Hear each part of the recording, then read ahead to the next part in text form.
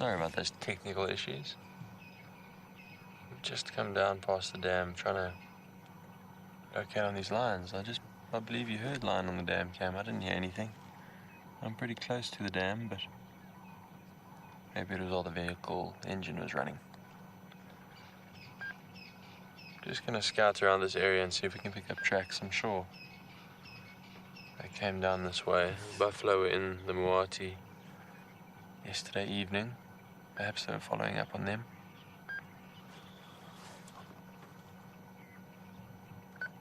Always nice to start the morning with a bit of a pursuit, a challenge.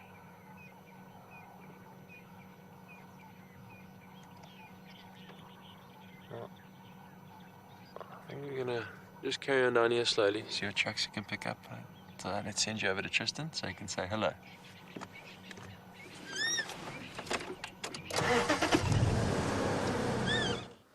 Indeed, it is that time of the morning for us to say hello to all of you. It's a slightly delayed morning in some respects, but a good morning. It seems like the sun's about to come up, which is a good thing because it was quite cloudy at the start of our drive this morning. But as Dave mentioned, my name's Tristan. On camera, I've got BK this afternoon. I mean, morning. We're not in the afternoon, BK. It feels like the afternoon already. I don't know why. But it's definitely not. It is the morning. Maybe afternoon for some of you watching, but for us here, it's most certainly the morning. Anyway, we're trying to figure out where the sounds for these lions were, or you know, on the kill, and because they definitely were eating something last night, and there was lots of fighting going on in amongst them, and so we're trying to find that. But I'm actually on the trail of a male leopard, is what I'm busy trying to find at the moment. I've got tracks for a male leopard going towards quarantine from this side, and they're nice and fresh tracks. They on top of everything, they're glassy smooth, so I'm hoping that I can catch up with this male leopard. It's turned into a very difficult area, but heading towards quarantine, so I want to go around. Now, Landeka, did you say you just heard a leopard saw on the dam cam?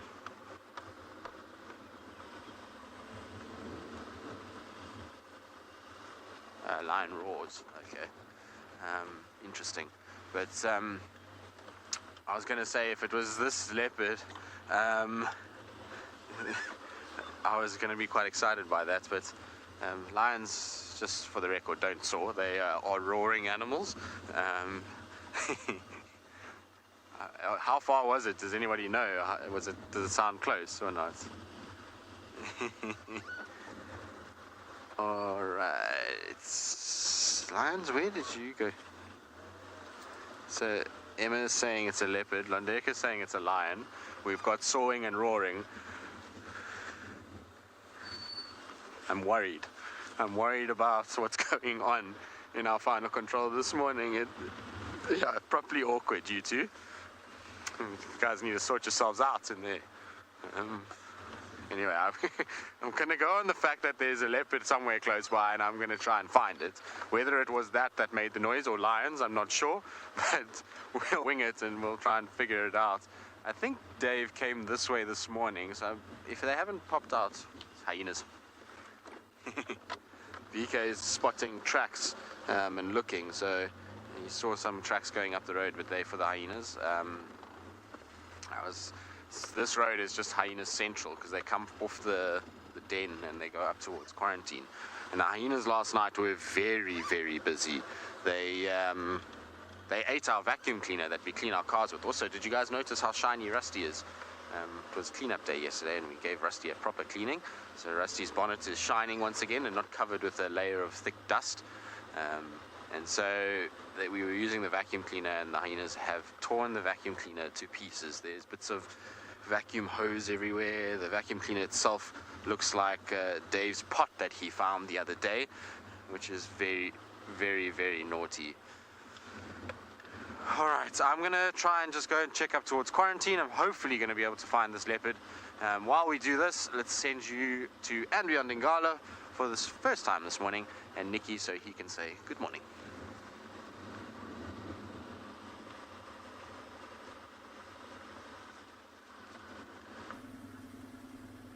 Good morning to all the kids and all the other viewers that are tuning in at the moment. So I'm Nikki here at andBeyond in Ngala, and with me on the camera is Owen. So I'd like to tell you the plan for this morning. So you'll see it's quite misty. We've moved into quite a bit of an open area in front of us. So we are trying to look out for any signs of possibly wild dogs this morning. We haven't seen anything yet, but it's still early on, and I think with the mist they might be laying in for a little while longer. And then eventually from there we'll probably go past that one lioness that has the young cubs and see if she's coming or if she's going to come out this morning. But these open areas very nice, especially for wild dogs and possibly cheetah. I haven't seen wild dogs here for the last, I think, 2 weeks now. So it's about time we try and find them.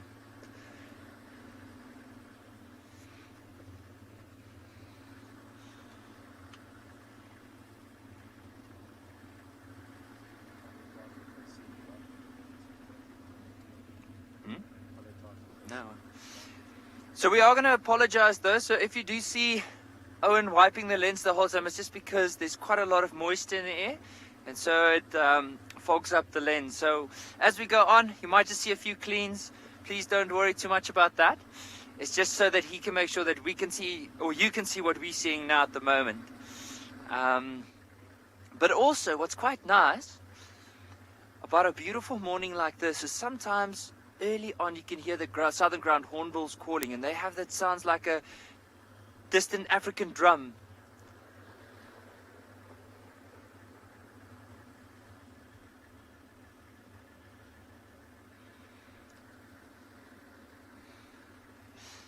So there was a very interesting question that was asked. I didn't get the name. I think it Landek, if you can just repeat that name for me, please. But do we get quite often any encounters or quite close encounters? So sometimes we do, but it's more when you accidentally surprise an animal. But luckily, whenever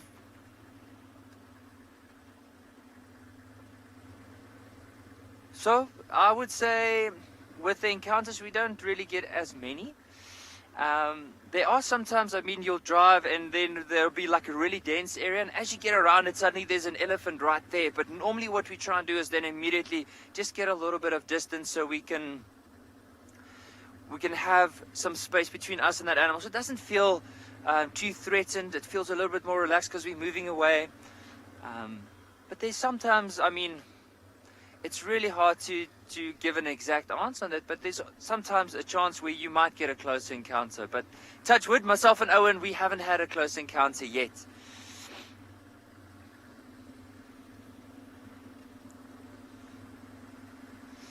And also, like to add on to that, I mean, with close encounters, sometimes if we do track lions on foot, you'll track them and often you'll see them in the distance. It's not really, I would say it's a close encounter because you're on foot, but it's not necessarily a dangerous encounter, because normally when they see you, they'll warn you and say, listen, maybe a growl, maybe the flick of the tail telling you, listen, I know you're here, I don't feel too comfortable if you move away. And if you move away and respect that, they'll carry on with their normal behavior, and then you can get a vehicle to try and get into where they are. But so that does sometimes happen.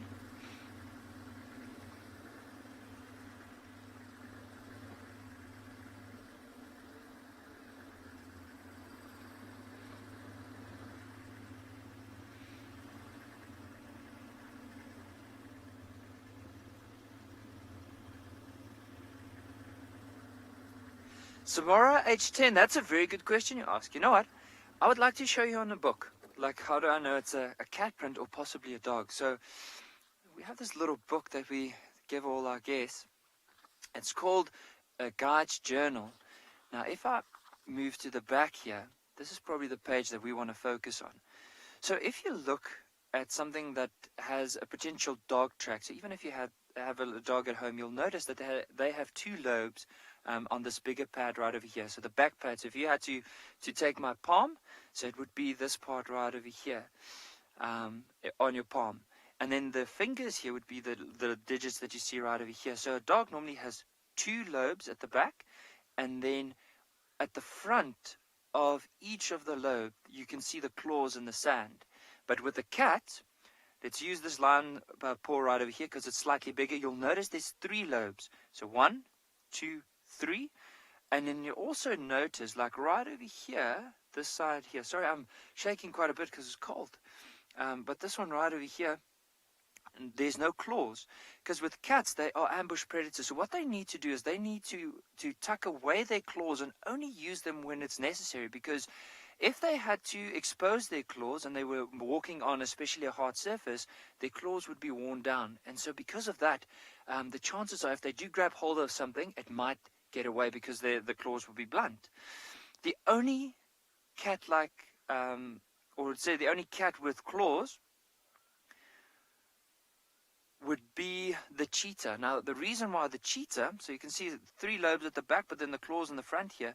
The reason why the claws are exposed is because cheetah relies on speed, and it actually uses the claws as traction, so in order to dig into the sand and propel itself as it builds up to quite fast speeds in order to catch whatever it might be chasing. But that's the only exception if we look at some of the bigger cat species. But I think for now, we're going to carry on, see if there's any signs of possibly the cheetah, wild dogs. But if not, we'll eventually go and go past that, see if we can possibly find that young female or the young male lion or the rest of the pride. I know Sean and Rowan's also working hard to try and see if we can get it. But in the meantime, while we do that, let's send you across to Tristan. Let's carry on. Never know what's going to present itself. Prospects on the horizon for our team up at Ngala. Hopefully they're going to be able to find all of the things that they're talking about this morning. I'm sure they will be working hard to do so.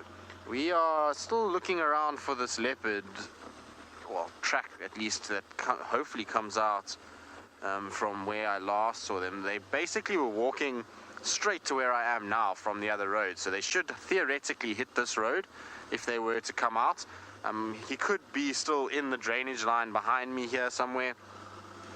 There was 2 kudu that were on quarantine that were looking very, very, very shy. They were kind of ears up and just listening the whole time, and any sort of noise they were just whipping around to look at. So I wonder if maybe they heard whatever our girls in Final Control heard, who's still at loggerheads as to whether it was a lion or a leopard between the 2 of them. But we haven't found anything coming out, or certainly nothing that I can see yet. So I'm hoping that maybe he's still somewhere close by. I turned off for a while just to listen, to see if maybe it was the leopard sawing or if it was a lion's roar. But Ndeka, I'm not sure if either one of you is right. What do you get? I don't know, because for the other one I'm going to just give you the nod or the head shake of shame. Here's Dave's giraffe that he was with just now. I suspect this is Dave's giraffe that is sitting here. But one of you is going to get the head shake of shame. The other one can get the high five of happiness. How about that? There we go. The high five of happiness and the head shake of shame. Those will be the rewards for whoever is right or wrong. Seems reasonable. Fair enough. We actually had a movie night last night where we watched a movie, and it was very nice to sit and watch movies with everybody. And we'll give the high five of happiness because it was not a bad movie. Apparently, according to Movie Critic Londeka, it was a 7 out of 10, a pass for this particular movie. So we did okay. Now, often at this time of the day, as the sun rises, this is the perfect time for various animals to be roaring, sawing, vocalizing, whatever you want to call it. And so sometimes it's good just to sit still like this with the giraffe or impalas or whatever it may be, and just try and listen out and figure out what is going on around you. Like I say, we have fresh tracks for a leopard. We know there was sound for lions feeding. So there's got to be something around here. We just got to kind of decode it and just pick up exactly where they've gone. The problem is this male leopard track could easily be, it's not going to be easy to find him. He won't be that cooperative. If it's for the likes of Hukamuri or Tingana, then obviously very, very different. They look like they come from the south, though, from straight up Zoe's and then this way. So they could have come out of Hofmann's, could have come out of Arethusa. It's difficult to know because I didn't backtrack them, obviously.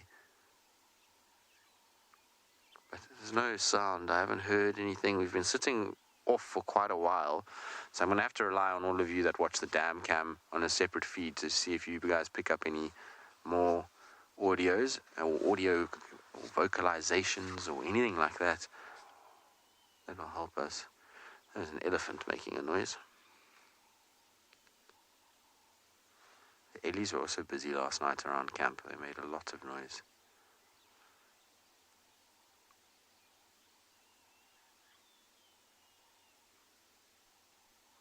Very quiet.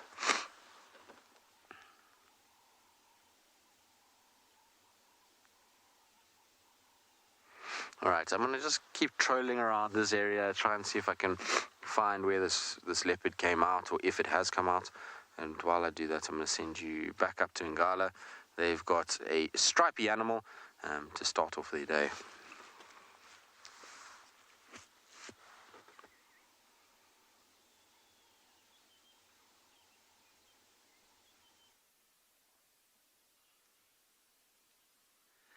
So we just found, as we were moving through these open areas, we just found there's a herd of zebra here.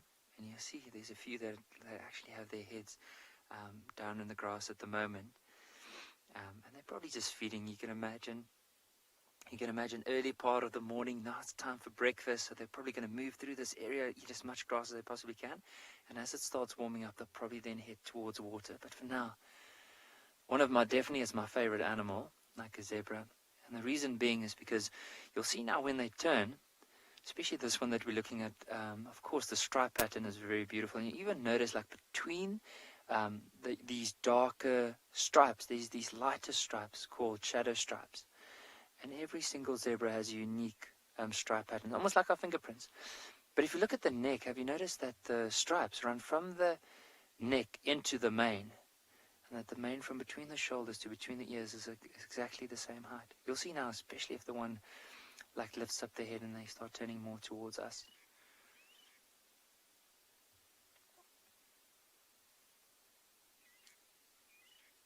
I mean, even if you look at the stripe pattern on the legs and the bum area of both of these zebras, you'll notice that they are quite different from one another. Just look at the stripes that run into the mane. So the other reason why it's also my favorite is, I don't know if any of the kids know this, but a group of zebra together is called a herd or a dazzle of zebra. And it's a very beautiful name.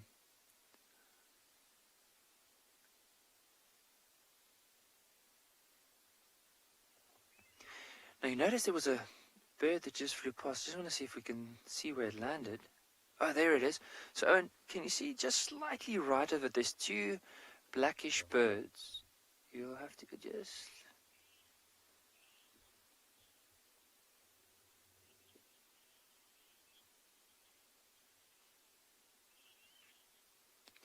KLM H15, very good question. So normally each track, I'll get back to that question of yours now. I just wanted to point out these two birds before we head back to the zebra. So these two birds, one of the starbirds we find in the area. So it's a very special bird that we see. You'll notice the very long tail, bit of black on the shoulders and on the rump area. It's called the magpie shrike, and they're possibly just sitting there waiting for the zebras to move through the grass and disturb some of the insects, and then they'll go and catch the insects. But to get back to your question, so I know what tracks we're looking at is so. With the tracks in the road, there's often a bit of a shadow that's cast on the track, depending on which direction the light comes from. If it's very early in the morning, it makes it hard, but if the sun is behind you or in front of you, it's easier to track. But then, based on the shape of the track or the shape that the light catches it, you can almost distinguish, maybe it looks like possibly a hyena, possibly a leopard, or maybe a lion, depending on the size of it, or possibly even zebra. So normally with hooved animals, so let's say zebra, wildebeest, buffalo, giraffe, when they move, they actually churn up the soil a bit. So you'll see there's tracks, but it looks like someone has cut into the actual ground. But if it's a cat, it's just a poor imprint that's made on top of it. And if it's elephants, it's these massive tubular tracks that you find on the road. That you could possibly use, or maybe they could have dragged their trunk, so it looks like a drag mark on the road. So there's a few things you can use, but sometimes with the predators, you can't necessarily, if you're driving, you have to sometimes stop and actually get out and have a look at the tracks to be able to see if it's that. Normally, if there's a tracker sitting on the front seat, it's a little bit easier to do it, because then at least they can sit in front and they can actually look at the track while we're driving. But for us sitting here on the driver's seat, it's a little bit more difficult to do that. Just to show you, if Owen zooms out, just to show you in relation to where we are now. So I mean, from here on, it's difficult to see over the vehicle to look at the tracks there. So if I see a track, I might just stop, walk around and have a look. Otherwise, if the track's right next to me, I can look right next to him in the vehicle. But you'll notice there's a seat right over there. So normally when we have guests, there's a tracker that would sit on that seat, and so then look down onto the road. So then at least when we drive, he'll be able to see it. We won't drive over the tracks, because often from here you might drive over the tracks before you eventually see them. So it just makes it a bit easier for us to spot the animal tracks.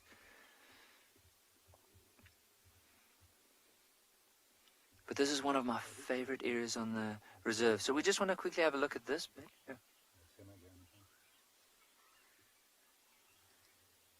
Amelia, age 13, that's a very good question. So it all depends. Sometimes a herd could be possibly 2 females and 1 male, and sometimes it can be as big as 12, 13, but on average, I would say you'll probably be looking at 1 male and 7 females that will be in a herd.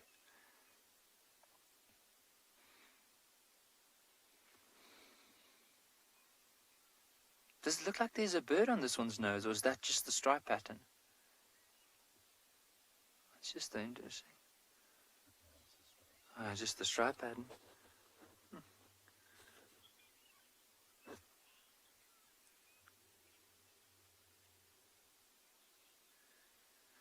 Molly, age 14, that's a very good question. Do zebras get along with some of the other animals?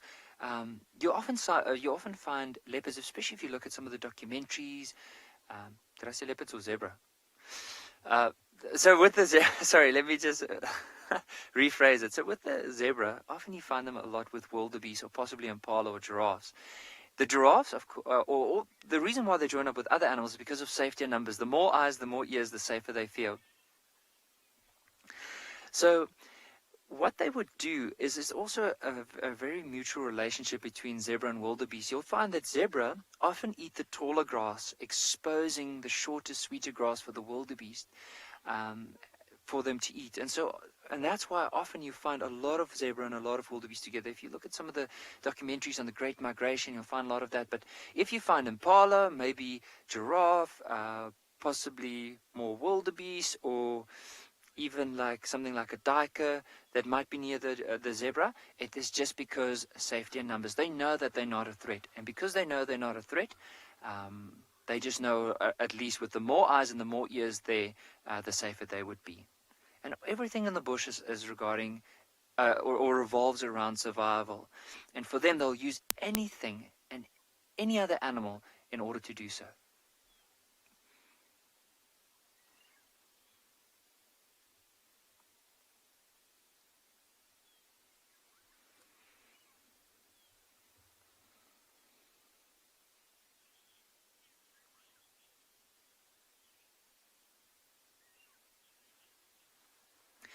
Sarah, age 8. I would say the reason why they're called a dazzle, I'm going to ask Owen just to focus here, because just a quick wipe, so just bear with us, and then we'll get to that question. So with the zebras, it's thought that because of their stripe patterns, you can imagine, let's say there's a zebra here and a zebra here, whenever they move and they stand close together, it looks like almost one animal. And when a predator runs towards them, let's say a pride of lions had to hunt them, as soon as they run away, it actually, like all the stripe creates like an optical illusion as they run, almost like a dazzle, and hence the name, a dazzle of zebra.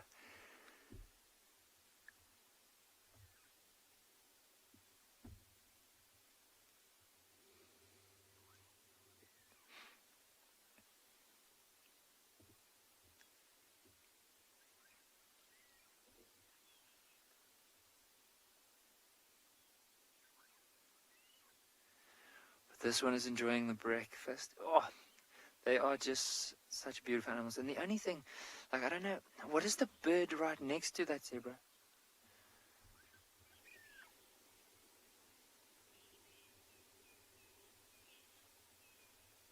So for age 14, that's a really good question. I'm not too sure. I do know that under the mane, like there's a lot of fat reserves. But I do think the main in this way would also probably be, I think it's more for camouflage than anything else. It actually, like, you can just see how the stripes go all the way up to the top of the neck. But other than that, I'm not too sure if it has any other very significant part to play. I would like to know from the viewers if anyone has any other idea or possibly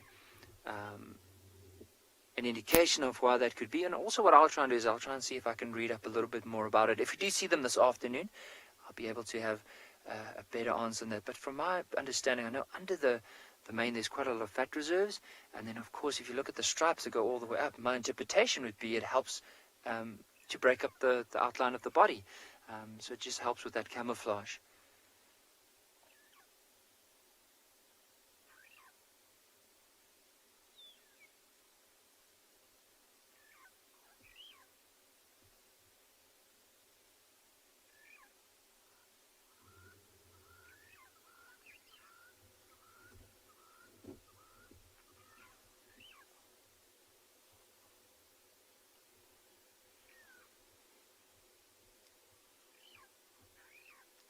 So what we're going to do now is we're going to carry on, see if there's any signs of still carrying on in these open areas to look out for possibly wild dogs and cheetah. But if we don't see anything as we move closer to the river, I think we're going to try and see if we can find some lions. But for now, while we do that, let's head across to David and hear if he has an update for us.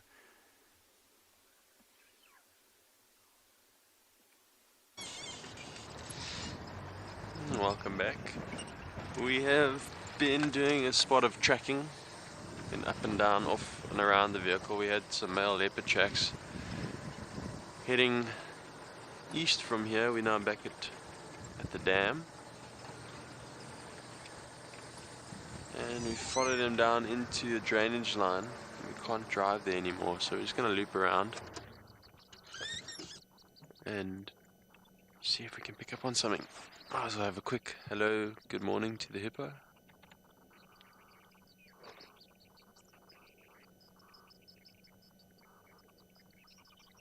But if no more sign of that leopard, then I'm going to head on back down to Treehouse Dam and see if we can pick up the tracks where we left them last night and see which way they went.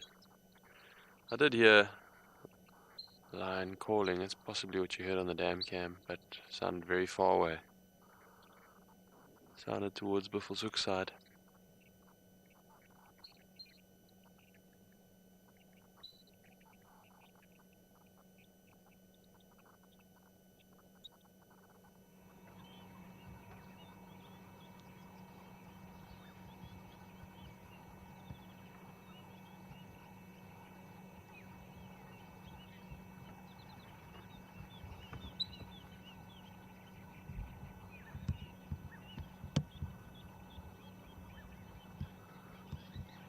Some bird life down here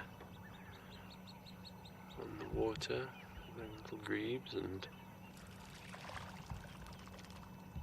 what else do we have here? There's a heron on the just to the left of those little guys on the stick down here. It looks quite hidden. You zoom in on that heron, just double check what it is. Looks like a green-backed heron, yep.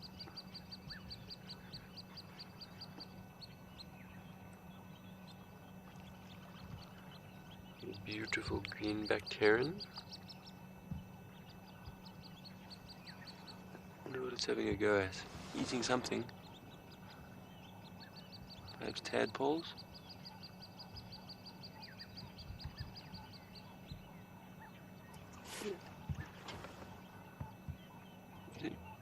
Can you see what it's eating? Insects of some sort. The diet is generally aquatic. Insects, frogs, tadpoles. Whatever it is, there seems to be a lot of them. Look how accurate it is. Every single strike is a successful bite. Must be tadpoles.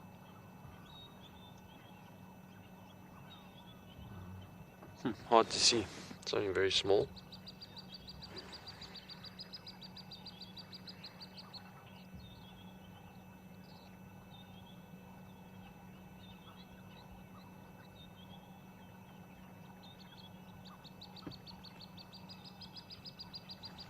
Very nice, lovely little peaceful morning at the dam.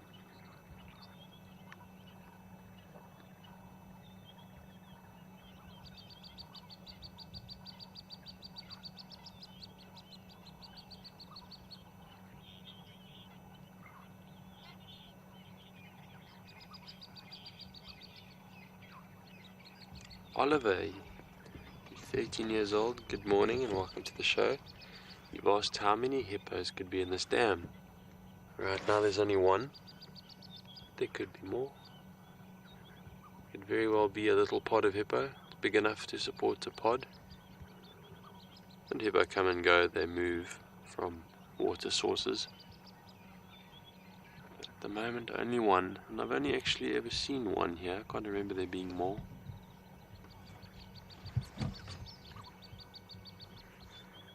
Where's the hippo?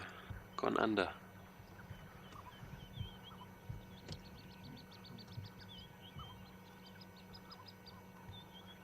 I see another heron just way on the other opposite side of the dam there. Not a green-backed heron. It's much larger. It's a grey heron. A little bit left of that, brother. And keep going. Keep going. I think it's on the other side. It's very far. Got it. There it is, Mr. Grey Heron.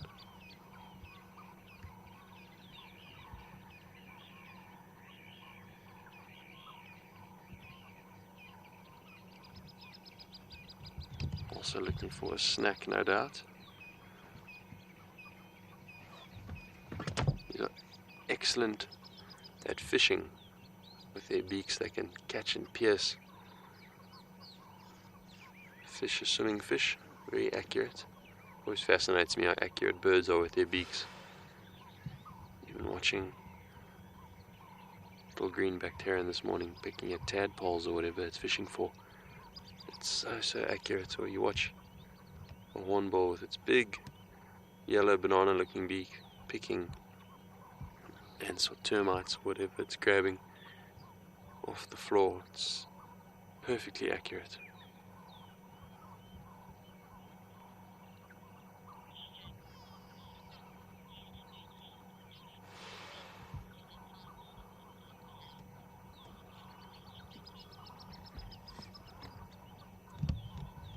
Scott, you 13 years old. You've asked, do hippos spend most of their time in the water or in the land? And most of the time is spent in the water. They'll spend generally the whole day in the water, all the daylight hours. And once the sun goes down, then they'll leave their little pool of water and head off in somewhere in search of some nice green grass. And they try and be back in the water before sunrise. They are quite sensitive to the sun. Their skin doesn't like to be dried out and in direct exposure to the sun, so they like to be in the water during the daylight hours.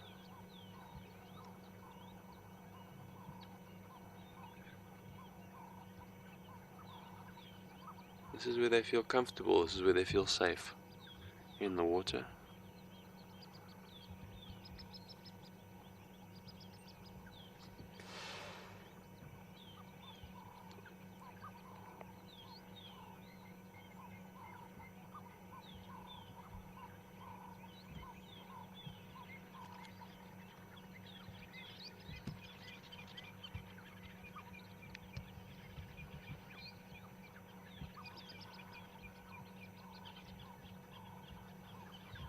I wonder where our water monitor is that we saw the other day. Should be out sunning itself somewhere, but I don't see it. There's that little grebe you've got there. Oh, so cute, man. Look at this one right down here. Oh, just dove away. When it comes back, I'll tell you.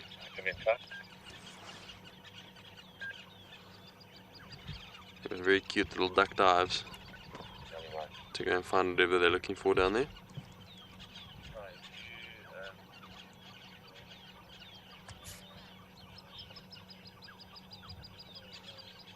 Well, it's officially in the kids show, but you can still send in your questions, kids, and everyone else welcome to send in questions.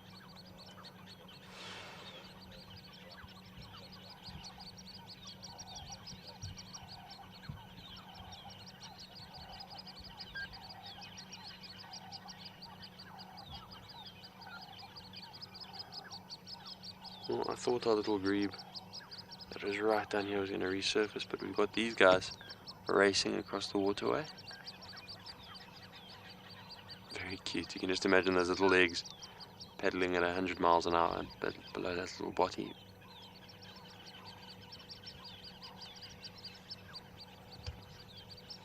Very cute birds, that youngster trying to keep up.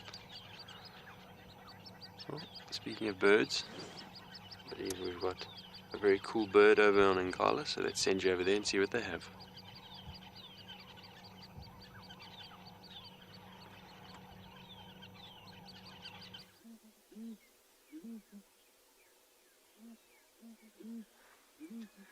So we just found some southern ground hornbills, but what we want to do is we'll try and be quiet for a little while, just so that you can hear their call.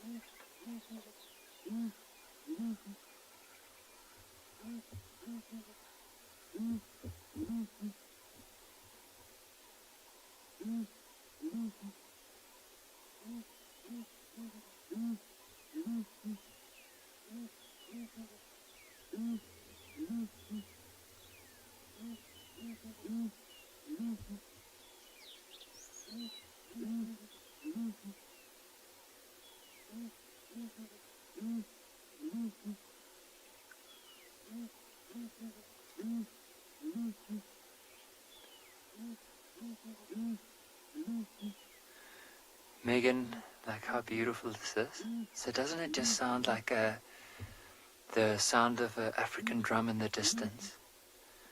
And so often early in the morning, whenever you try and listen out to possibly if there's anything in the bush, you'll often hear early on in the morning, this is one of the first calls you'll be hearing.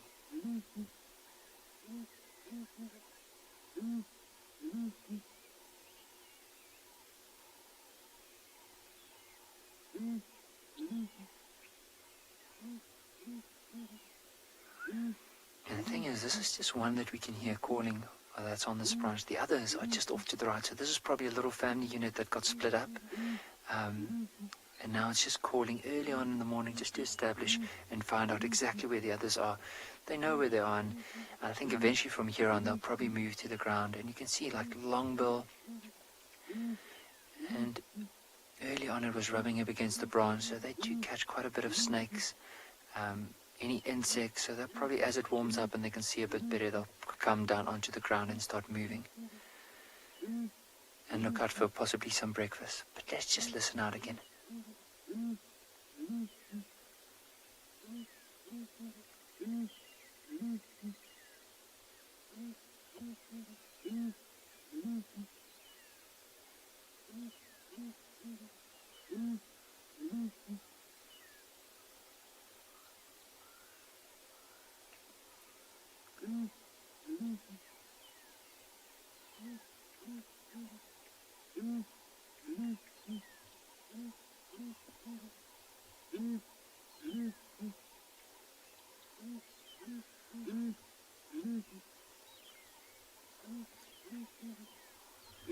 You can see this is such a deep call that this whole bird, you can see even the tail moving whenever it's calling, and the wings. So you can see it expands its lungs quite a bit in order to make that sound. And you can hear it quite far. Like I think you can possibly if they had to estimate it, you'll probably be able to hear it almost up to 2 kilometers away.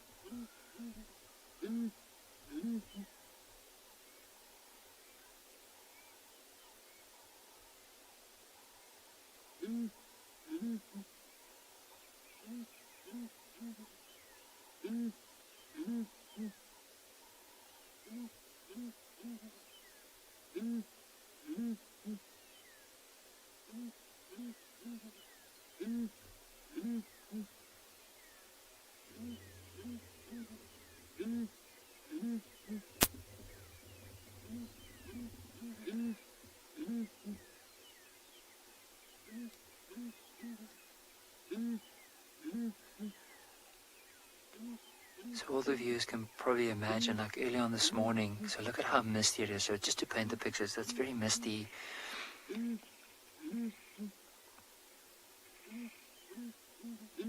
Sarah, good question. So this hornbill here is called the southern ground hornbill. And that red that you see under the chin is almost like an air sac that it has. So it's just the facial skin color, like especially under the throat as well. So the females and the males are very hard to tell apart. But if you're quite close, the females, like under that red patch there, they have a bare patch with a bit of blue. But it is hard to see, especially in this light. But so just to paint a picture, so here, you can imagine it's quite misty. You can't see far at all. I think the furthest we can see, and then the mist completely hides away anything at the back, is probably around 80 meters. You can't see further than that. And so earlier on, as we were sitting close to the zebra, we can just hear them in the background, like calling. And so now I can imagine misty, like a few of the trees that you can just see the silhouettes of, and just hear this African drum sound.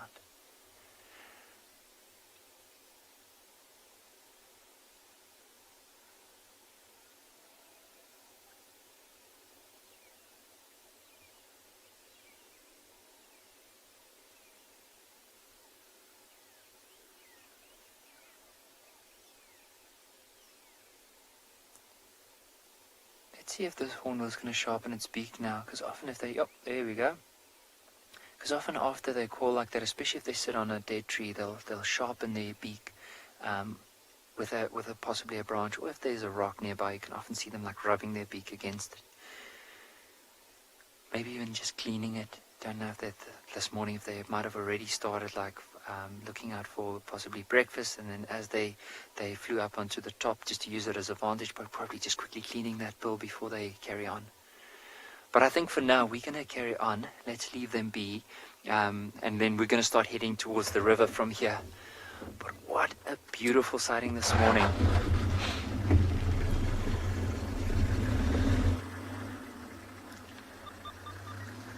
Wow, that's pretty special. One of my favorite calls.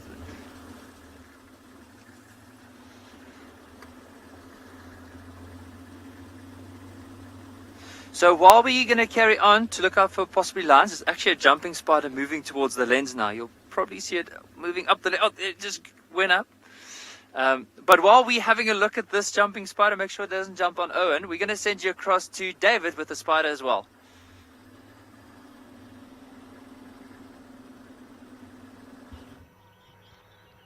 We've got a very cool spider here. It's one of my favorites. It's pretty big. It's called a garden orb. How beautiful is she?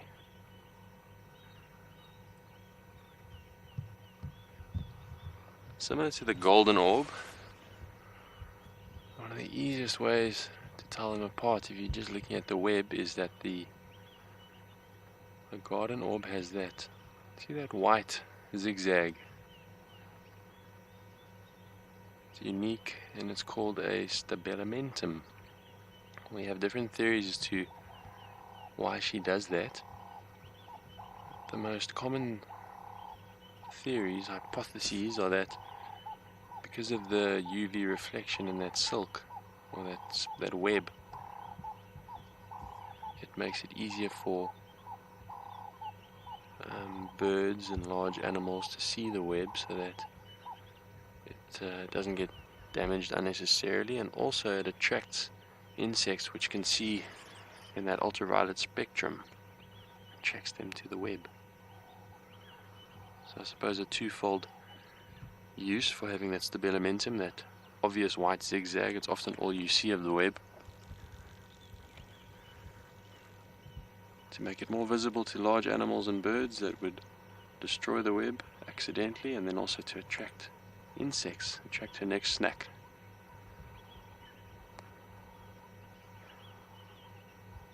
Very, very cool spider.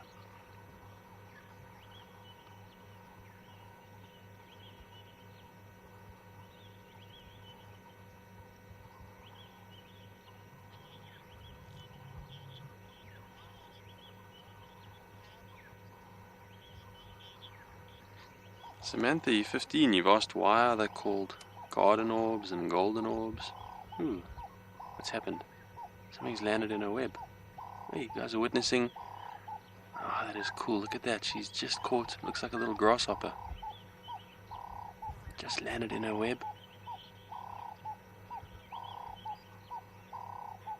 And she moved with lightning speed and managed to trap it before it could get free. She's completely wrapped it in a cocoon now. And it is going nowhere.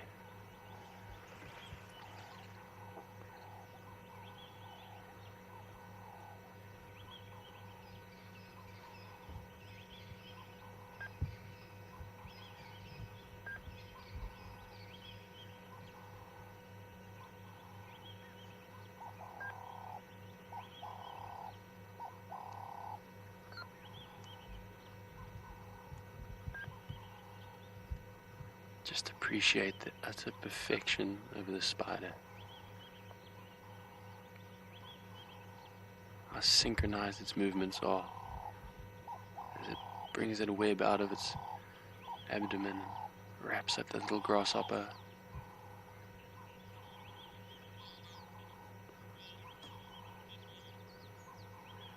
And carries its prey to the center of the web. Look at that web as it's coming out. She uses her legs so meticulously.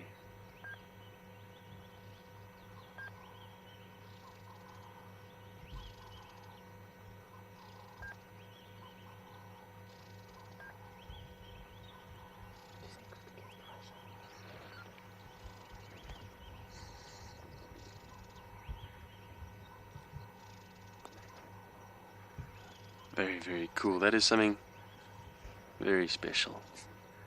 Many people have seen the leftovers of insects and webs as they hang there, but very, very few people have had the privilege of actually witnessing what you just witnessed. It takes many, many hours of patience staring at a spider web to be able to witness a live kill. Listen, you, I agree. Many people want to see a live kill, and that definitely counts. Samantha, you were asking earlier about the golden orb and garden orb name.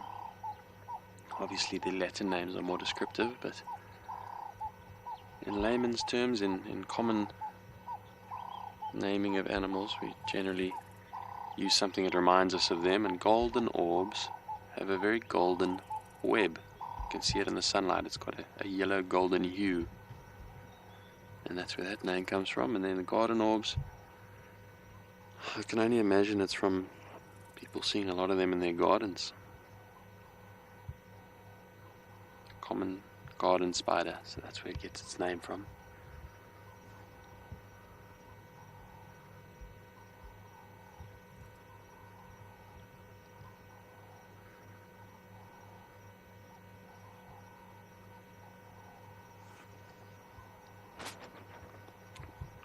We're gonna just have a little bit of a closer look. So I can just start up the vehicle and move it slightly just to really appreciate the beauty of this spider.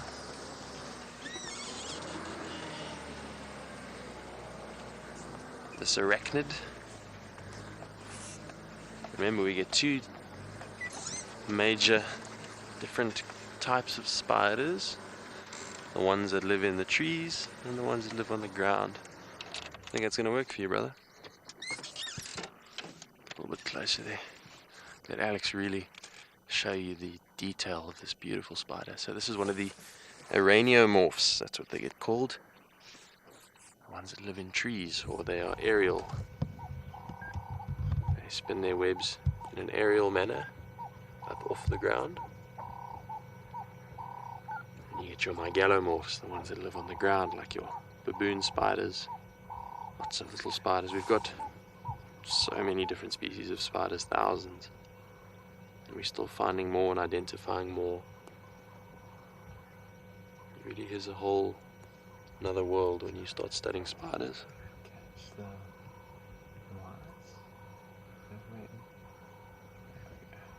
lights. See how they blend in to try and find it there with the camera. Let's see if we can.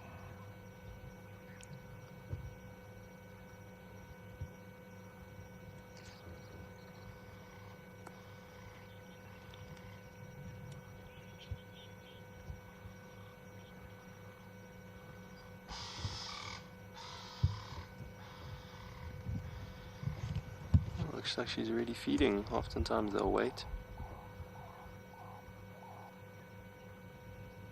She was hungry. Peter, you've asked, do we ever see baby spiders? And we do. You do see them.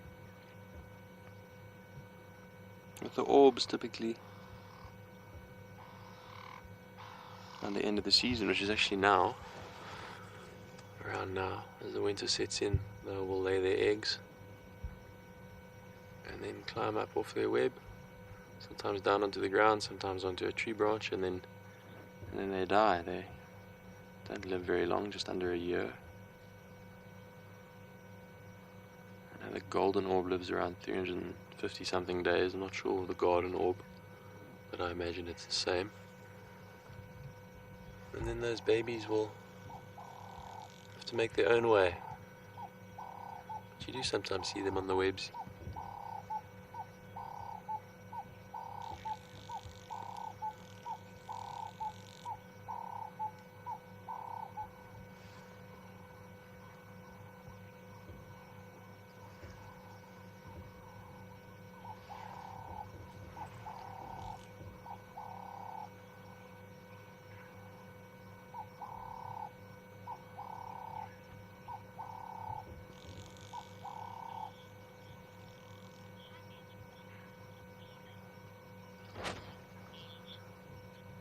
Yeah, me 16. Thanks for your question. You've asked how can we tell if it's a female versus a male. With the orbs and most species of spider, the female's much larger than the male. I'll actually try and see if I can look in a book while I'm chatting to you and see if I can find a picture of the difference in size. Generally with the orbs, you'll see the male off to the side of the web. Much smaller, much less impressive.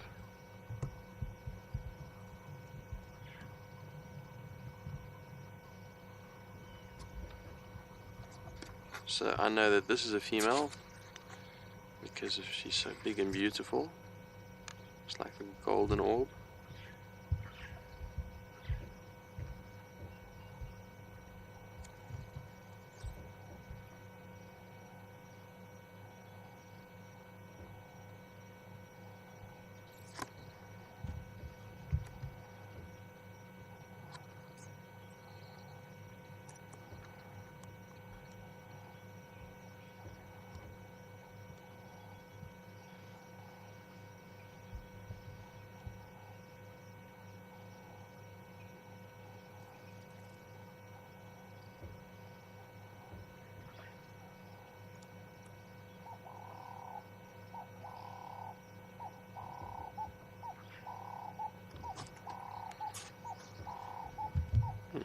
finding it in my book.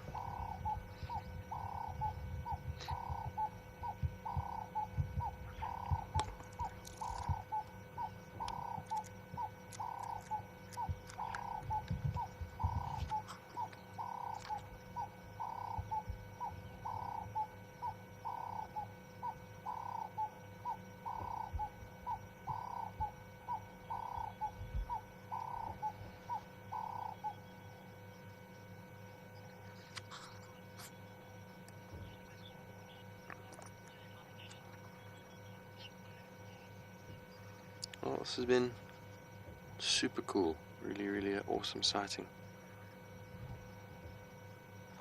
Very, very special to have witnessed that. We're going to head on it, carry on, see if we can pick up on those lion tracks we've been looking for. While we do that, let's send you over to Tristan with a big bird.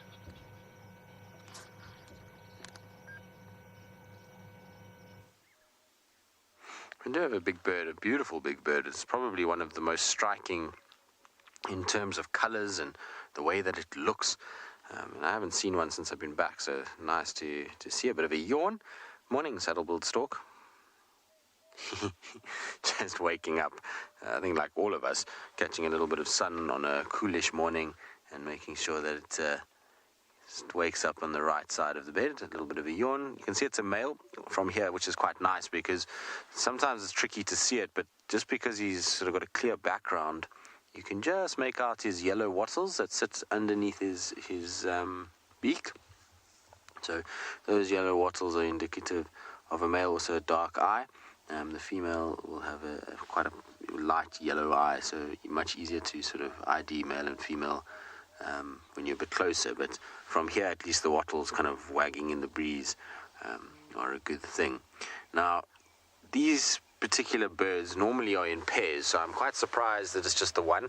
The ones that we see regularly in the area that I'm in are supposed to be two of them, so I don't know if the other one is potentially at Buffelshoek Dam at the moment, and this one is just hanging out here, and it hasn't quite made its way towards the dam yet.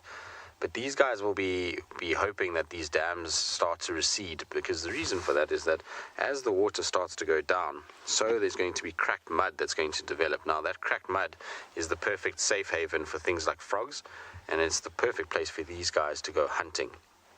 And they'll use that big beak and they'll kind of jam it in those cracks and be able to pull out any little frogs or anything that's kind of stuck inside there. And they're pretty efficient with the way that they do things.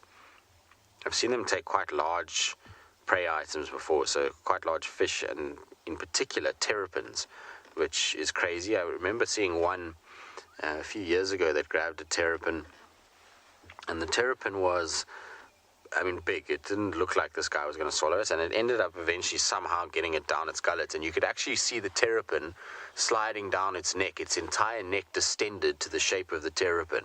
And then it went down, and it kind of got stuck about halfway and just stayed there.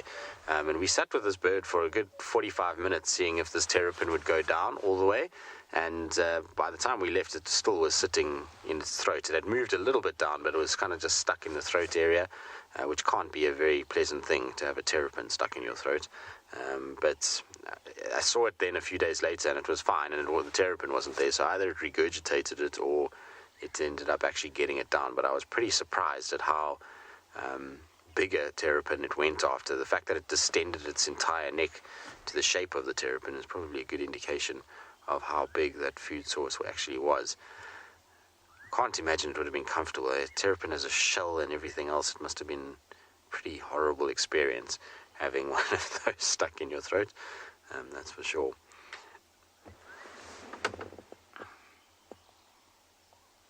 But isn't that just the most stoic creature, kind of standing on its dead tree? You can see they are big birds. If you look at the tree itself, obviously branches and things are difficult to make out, but if BK zooms out, you'll see the height of that tree, which will give you an idea of just how big that bird is. They really are gigantic things. They beautiful when they fly, because they have these big black and white wings, and as they fly over, they kind of flap, and they generally fly quite low with their neck stretched out, and that combination of those bright reds and yellows and blacks and whites as they come over is incredibly pretty. I always like watching saddle-billed storks, and like I say, lethal hunters, these guys. They're able to go after a multitude of different things. But the reason we're up in this area is because we're still tracking this leopard. I have a strong suspicion it's Mulawati. I mean, obviously this could be a futile exercise, but we got to try. You got to keep trying to track him as much as possible, in the hope that we can get him to relax a little bit more and become more habituated.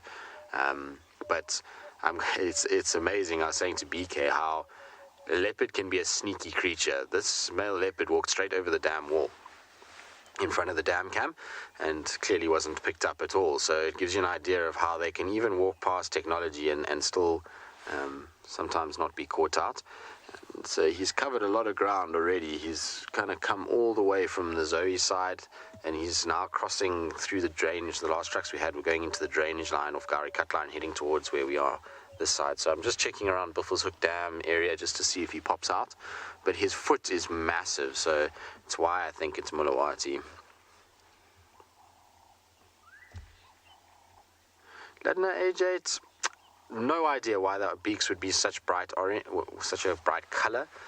It's not used in any way for hunting or anything like that. And when they're young and they're vulnerable, they don't have these bright orange beaks like this. And so a lot of the time when people see colors that are black and red or black and yellow, black, red, yellow, those generally are what's called aposematic coloration. So that garden orb-web spider you saw had quite striking colors. And that's normally to tell predators that they're in some way venomous or toxic or something like that. But a saddle-billed stork is not those things. And at the size that it's at now, there's very, very, very few things that would kill a saddle-billed stork at that size. You know, the only thing really would be like something like a leopard. Most birds of prey are not going to be able to attack an adult saddle-billed stork. So the coloration must be more to just tell each other that they are adults and therefore able to breed. And so it's maybe a way of attracting mates. But both female and male will have these red and yellow beaks. But there's no kind of, well, I've certainly never read anything that says there's a specific reason why they have such bright colored beaks. But it's a good question. You know, these are the things that lead us to new discoveries, as people questioning these kinds of things. All right, saddle-billed stork, we're going to leave you to it. We're going to carry on.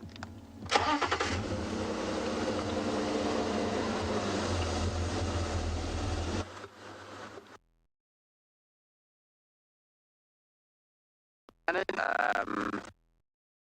that relies heavily on a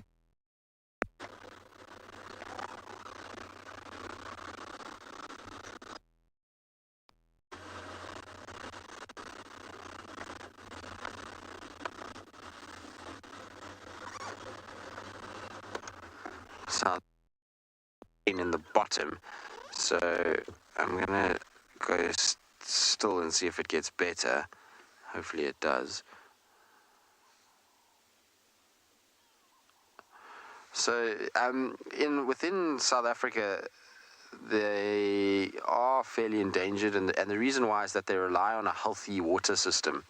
Now, outside of game reserves within South Africa, a lot of our river systems are heavily polluted. A lot of our wetland areas have been destroyed, and therefore their habitat has been decreased. And so the numbers of saddle-billed storks is not great within South Africa.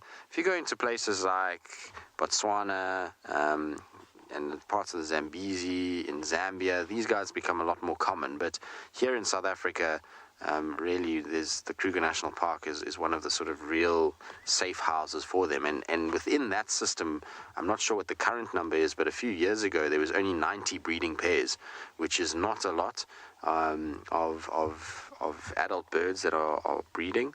And so, yes, they are pretty endangered. We don't see that many of them. It's a shame. I wish we saw more. All right. I'm going to leave this guy. I'm going to try to see if we can figure out where this male leopard went and what he's been up to. While I do that, let's send you up to Ngala. Apparently they are driving in the mist.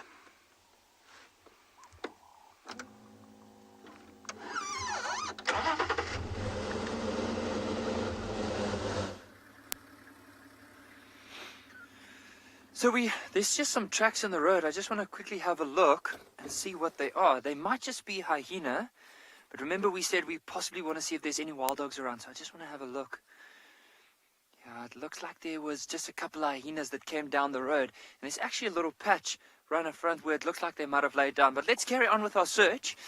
So I think with the mist and being so cold this morning, you see how I immediately grabbed my blanket over my legs. I think all the animals might be having a bit of a sleep in. But what we're trying to do now is we are still exploring some of the open areas. So we don't just want to give up on our wild dog and cheetah search. We actually want to give it a good go. And if we don't find any fresh tracks or signs of them, then we can say, all right, you know what, we've given it a go. Let's focus on possibly looking for lions. But Sean and Rowan, as we speak, they're currently looking out for lions. Now, even though we do see some hyena tracks, it's not a bad thing. Because often with wild dogs, whenever they move, the hyenas would follow them. So as soon as they make a kill, the hyenas will quickly go and grab. If the pack is small enough, they'll go grab, try and steal it away from them. But if the pack is big, of course, the hyenas would just wait on the outskirts. The African or the wild dogs, or the cheetah even, they'll eat as little bit as they possibly, or as much as they possibly can, but they can't, of course, eat all the bigger bones or possibly the head. And so then the hyenas would go and grab that, and of course they are able, with their strong jaws and teeth, to break down some of the bigger bones and then eat that. So it's not a bad thing if we see some hyena tracks. Actually very good. If we do spot on a hyena, it would also be quite nice. But sometimes if we do follow wild dogs and you find some fresh hyena tracks, it's definitely worth following them. Now those hyena tracks that I've seen here, because of the mist, it's hard to see when it was. Was it from yesterday or maybe today? But it is going in the opposite direction from where we came from, and we didn't see anything there. So we're going to carry on and just see if there's any other tracks or signs.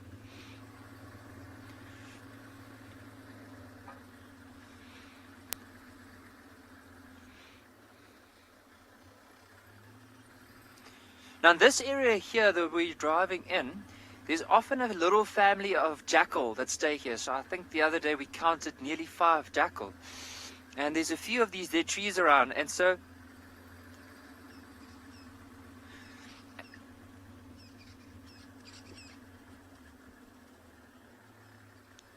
Charlie, age 13, very good question. So normally what happens is, it all depends on what animal's running towards you.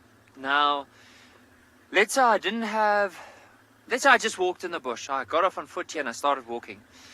So if a lion had to charge me, the best thing you can do, or even a leopard, is to stand still and shout at it as loud as you possibly can, just to try and intimidate it.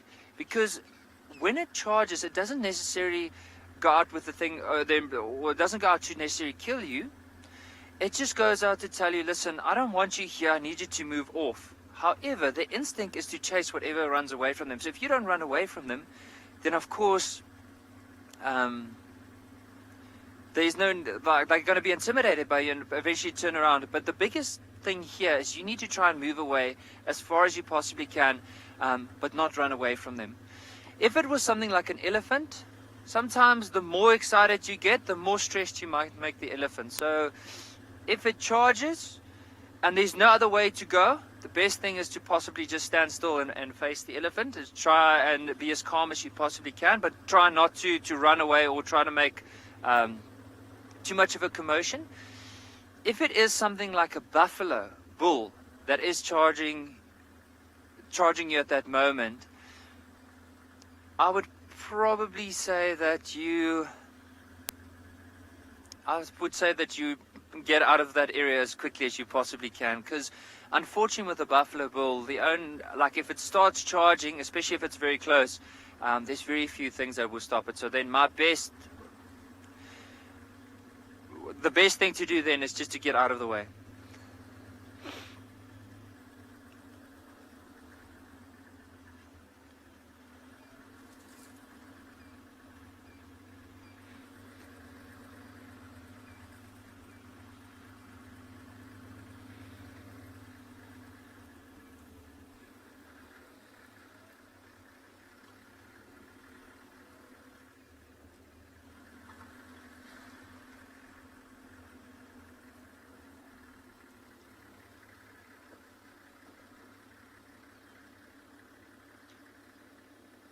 Annabella, age 13. Very good question about the difference between a wild dog and a hyena. Now, there are some more hyena tracks here that I want to have a look at, but I want to show you, because at least if we do see it, you'll be able to...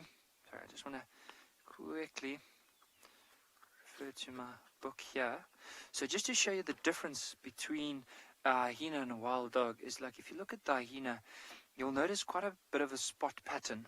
Like, especially the one that we find here is called the spotted hyena. So very round ears. You'll see it has a sloping back. So the front legs are quite stocky in comparison to the hind legs. And also it looks like the back slopes down a little bit in an angle. And also if you look at the overall design of them, they almost look like, if you had to compare it against an animal, almost like a small bear in a way. But if we had to compare that now against the wild dogs, which would be these ones right over here. Sorry, let me just quickly grab it. My fingers don't want to work with me this morning. But if I move across to the wild dog here, you'll notice very interesting stripe pattern, or more like a few blotches. You'll notice there's quite a bit of white on this one right over here. So if you, and I'm going to ask if you can move like towards the picture right here at the top, you'll notice quite a bit of white right over here. Look at the white at the end of the tail. And the other name for them is they often referred to as a painted wolf, or the Cape wolf, is some of the other names that they are associated with. And the other thing is about the wild dogs is you can also look at the face, more slenderly built. They basically look very much in relation to that of a domestic dog. So probably if you had to, it's hard because, I mean, they can't be domesticated like most dogs. But if you had to compare them, they probably look something in the lines of a German Shepherd in terms of their design and how they look. So that's the differences, and that's what we're looking out for. Now, wild dogs can travel quite a bit.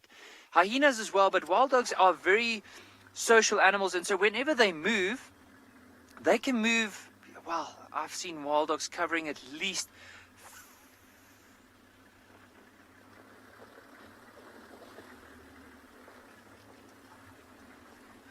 so they can travel at least close to nearly 30 kilometers a day. And they move quite quickly. They can run up to 56 kilometers an hour. So let's say nearly 23 miles an hour. And they can keep that up for 6-7 kilometers. But while we do that, we're going to link to someone at Djuma. I didn't catch the name. Who's it? Oh, we're going to link to David.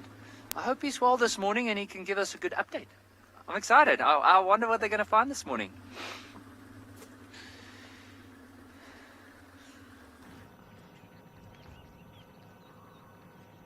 Well, we have just found our lion tracks, so that's very exciting. Actually, Alex spotted them. Not just an excellent cameraman, but also an aspiring tracker. Our plan was to come down, remember, like we said last night when we left, those Nkuhumas going down to the dam to drink. We speculated as perhaps they would follow up on these buffalo that BK and I had here yesterday, so we're right in that same spot. And True's Bob, they have followed up on the buffalo, so that's kind of exciting. As you can see here, down by my foot, this is fresh buffalo dung, and all around it are the lion tracks, large females and the cubs. So they've all walked down this road following the very clear buffalo sign. So what we're going to do now is try and follow it and see how far we can get. Hopefully they are still on Djuma. Hopefully they haven't crossed over. That remains to be seen.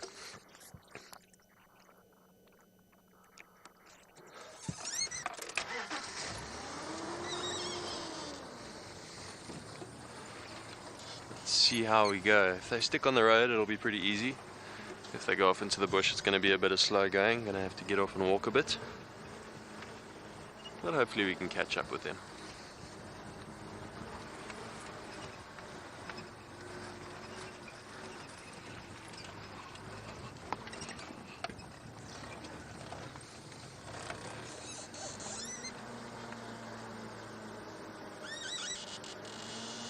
Taylor Swift, you've asked, are lions nocturnal?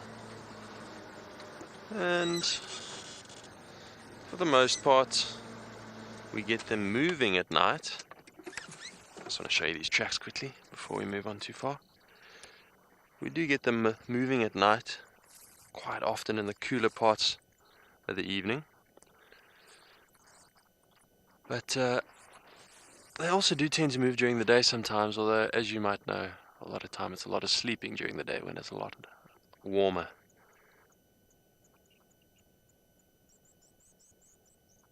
But they are a bit of a mixed lines, a little bit nocturnal, a little bit diurnal.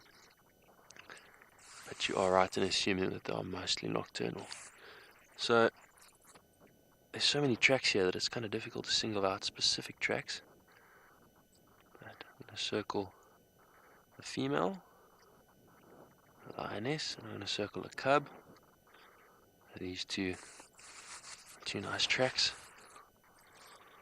You see those okay, Alex? Move the grass out the way so you can see that one better.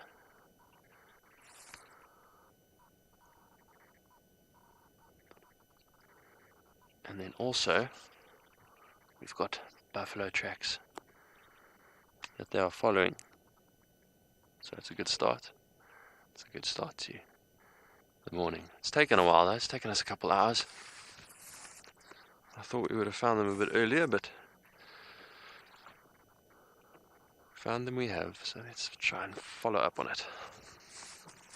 Always exciting when you get to this point.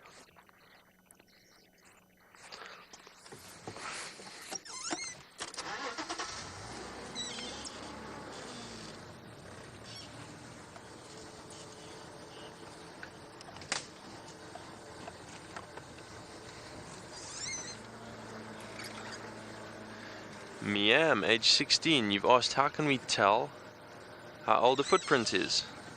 Well, let's stop and chat about it again. Here's a great example. So, first of all, when people say they can tell it to within the minute, that's generally not true unless there is an extenuating circumstance, which means there's something happened that they might know about. So, I know that I drove here last night with BK, and I left tracks on these roads, on this road specifically, and all these line tracks are now over my tracks. So I know that it was since yesterday at around 5-6 o'clock, most certainly. But knowing that we were with the line at about, say, 6:30, and they were by Treehouse Dam, so it took them about an hour to get here. Knowing lines, they move a bit slowly sometimes, so somewhere probably in the later evening. And then I can narrow it right down to that it wasn't 15 minutes ago, because there's insects in their tracks. And if you can you come down here to my finger, Alex?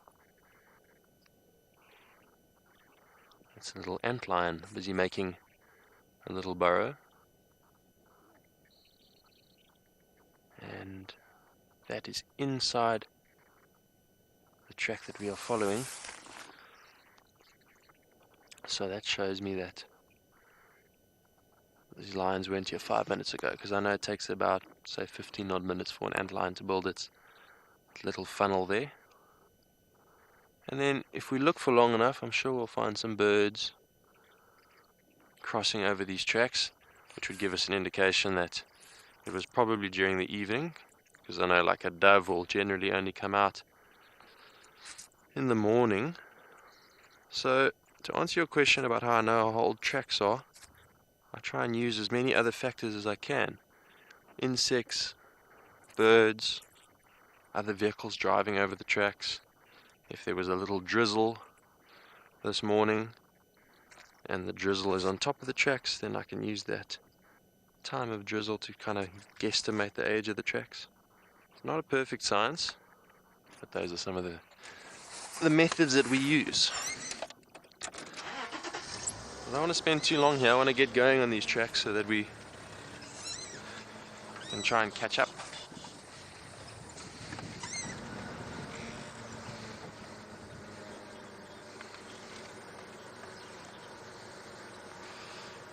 Tasha, you've asked how can I tell that the lion tracks are female? The females are quite a bit smaller than the male pug marks, and I also know that they're female because I was at the Pride last night. There were no males with them, so although that's not dead certain, it does give me a good basis to go on. But generally the size, you can very easily see if it's a big male. The tracks are quite different in size. Well, we've come to a little junction here. I just want to see which way they went. I don't see the tracks going on either of these two roads. I think they went into the block. So let's have a look. But while we try and figure out which way they went, let's send you over to Tristan as he bumbles about in the sun.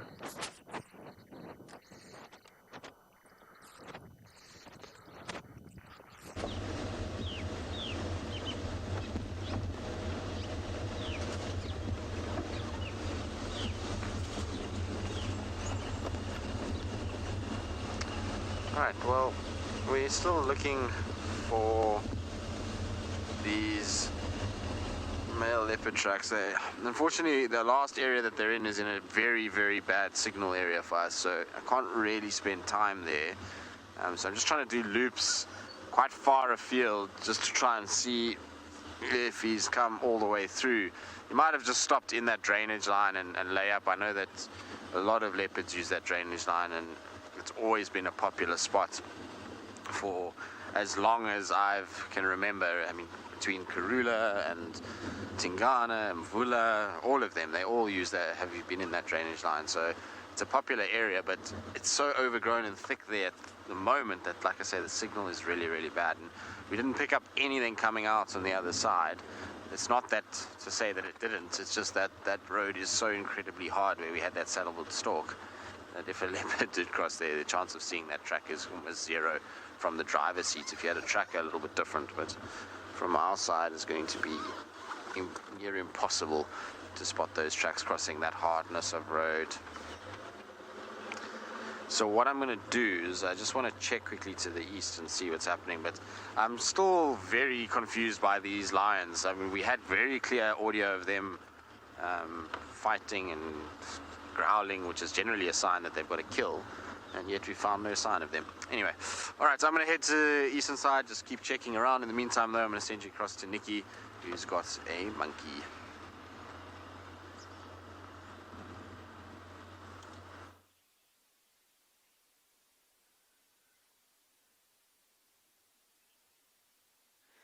So we just found this troop of baboons.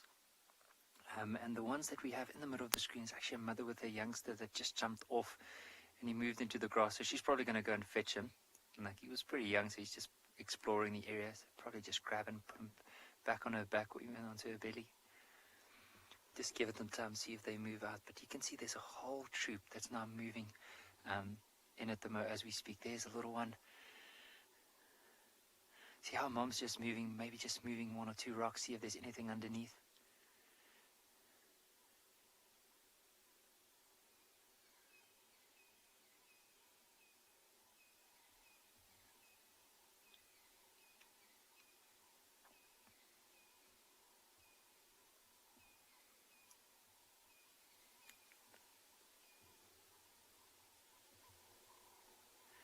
And it's quite a big troop. Look at this big one that just came off from the right.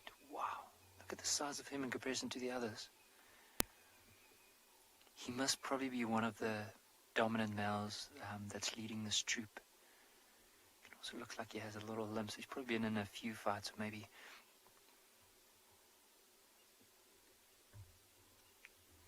Lisa, I agree with you. The little ones are absolutely adorable.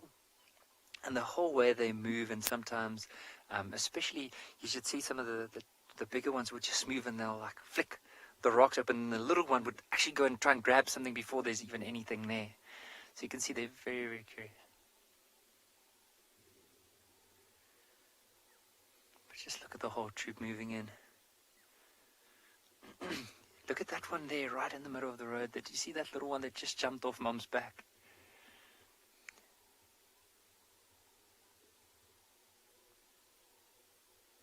Just have a look. See how he's moving towards that dung? And I think let's try and follow that little one around, because he looks like he's up to a lot of mischief this morning. Look at that.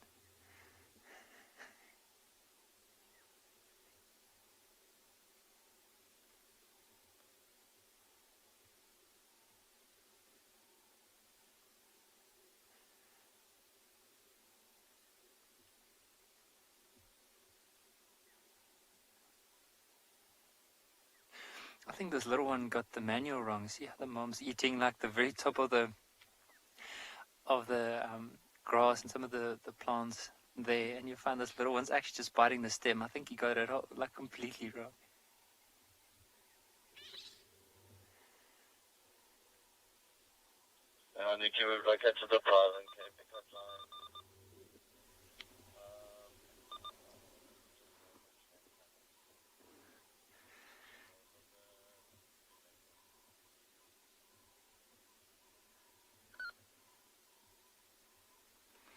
I just quickly, while we're watching these baboons, just want to respond to Rowan quickly. Copy that, Rowan. I'm just online. I'll respond soon.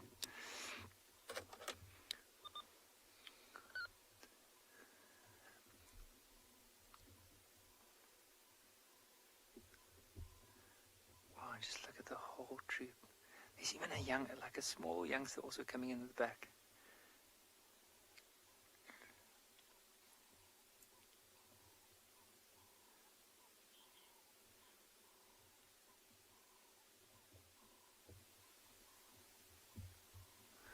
Pablo, that's a very good question. So there aren't any chimps in this area. You found more the chimpanzees and the gorillas up more in the central part of Africa. So the Congo, Rwanda, more central. But down here, it's basically vervet monkeys and the baboons, or monkeys and baboons that we mainly get. So have a look at this one right over here, and it looks like the tail, half the tail is missing. Probably come into the screen now if he or she plays along. It looks like one of the youngsters, and I wonder how this one lost the tail. Might have been from like either playing with a sibling too hard, maybe one could have bitten the tail off, or possibly could have been from a predator. Be interesting to know. Look at that.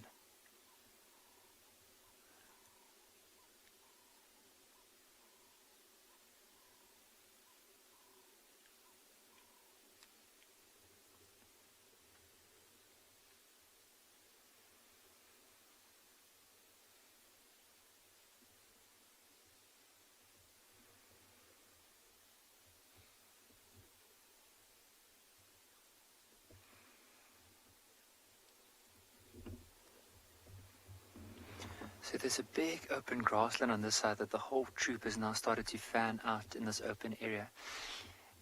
But you'll see the majority of the bigger ones, so the more the alpha males, they're the ones that are actually leading this whole troop. So they're the ones in the front. And then as soon as there's any danger, they'll also probably be the ones that will try and protect the troop against any possible danger.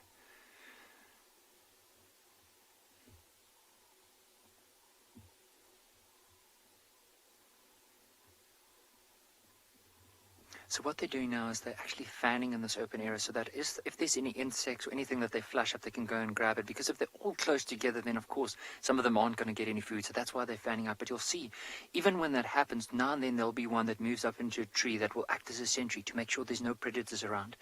And you can just imagine this whole troop, like the way they found out. As soon as there's any danger, the mothers would immediately grab the youngsters and then go to the nearby trees and just get up the tree as quickly as possible.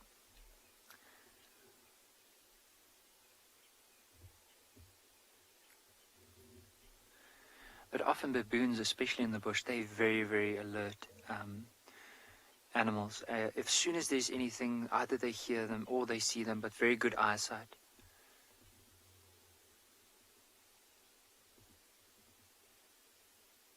Cam Hopper, very good question. So I've never seen baboons send marking, so there's no need for them to send mark, because it's unlike most animals where a male, there'll be a dominant male and he'll scent mark his area, or troop that scent marks. There's no need for them. They're very gregarious animals. In other words, they do occur in big numbers. And it's often when the competition for food becomes very scarce where they'll start breaking up into smaller groups. But they can wander quite far, maybe up to 5 to 10 kilometers away from their roosting spots. So normally they'll have a central area where they go back every night.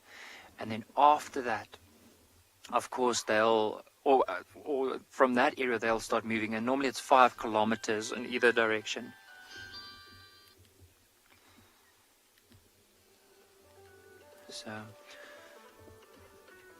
So we've just lost some signal there. We're just trying to reconnect.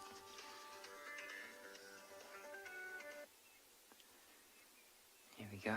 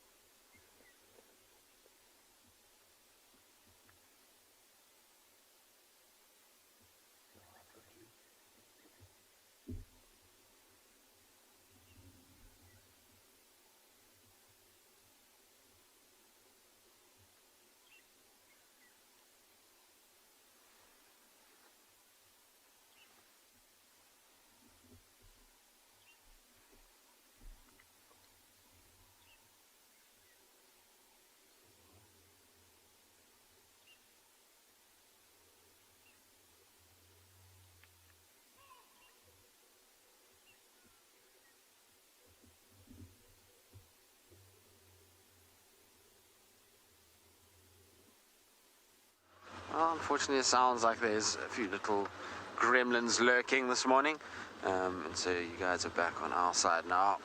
We haven't found a single track since we last saw you. I've checked the entire eastern boundary, just partly, not only for this male, but just to check if there's any sign of Tundi coming in, but there's not a single track for her anywhere.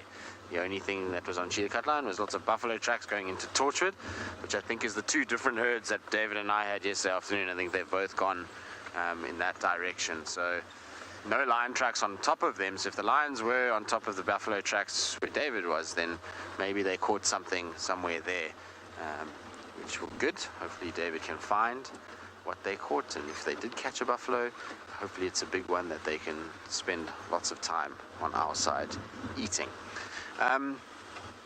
So what I'm going to do now is I'm going to head towards Buffelshoek Dam and see if there's any sign of anything there, see if there's any track I can pick up, and then I'll check Ngala Road. Just trying to kind of work my way back to where the last track was in areas that I know I can at least, get some semblance of signal. And so that's the plan. Whether or not it's going to work, I'm not quite sure. If it's Mulawati, I mean, the chances of us seeing him in daylight like this is pretty slim. And I strongly think that it is. The size of his foot is big. It's not a small foot at all. It's definitely larger than the tracks for Hukamuri. So I suspect that this is him. And it just makes sense. Just want to listen quickly now. Sorry, I just got an update from the eastern side, which is very weird because of where I'm sitting. This is not a place where we should theoretically get the eastern channel signal.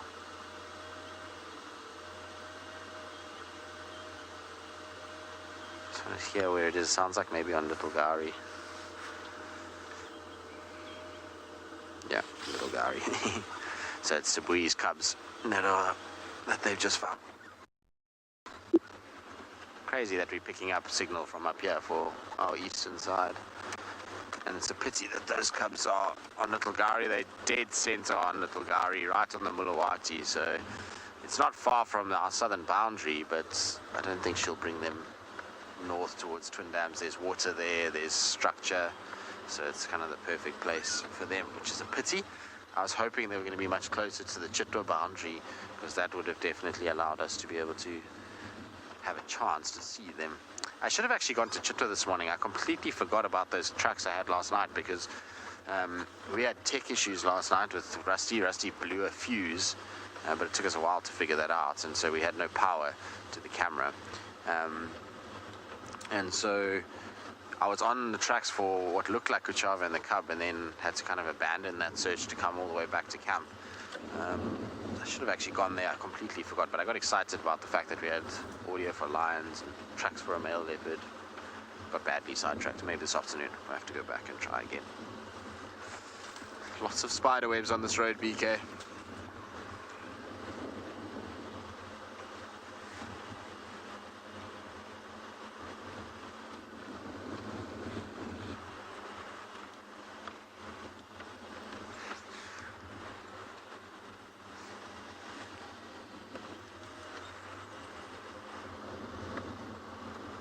Cam upper, you could, if you wanted to. It's no problem to make plaster Paris casts of any tracks and take them home with you. That's really not an issue. In fact, do it for kids every now and then.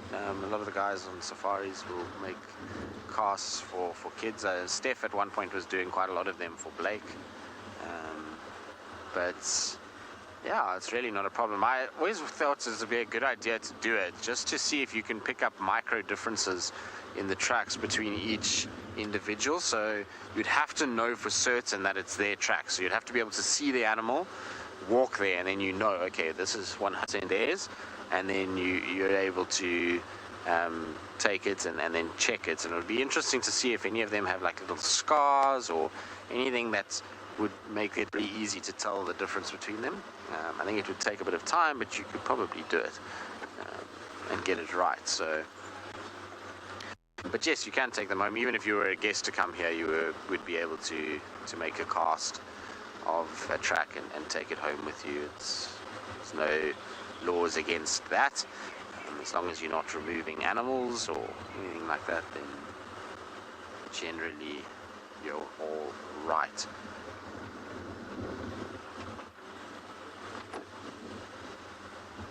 Problem is it takes a bit of time. Obviously, it's not an instant thing to cast a track. You really got to leave it all properly, nicely, and make it look good. But the tracking books, funny enough, for the you see are actually photocopies of a build, which is quite interesting. What signal issues are here, which is what it is. But anyway, let's send you across to David in the meantime, who's still on the trail of those lines.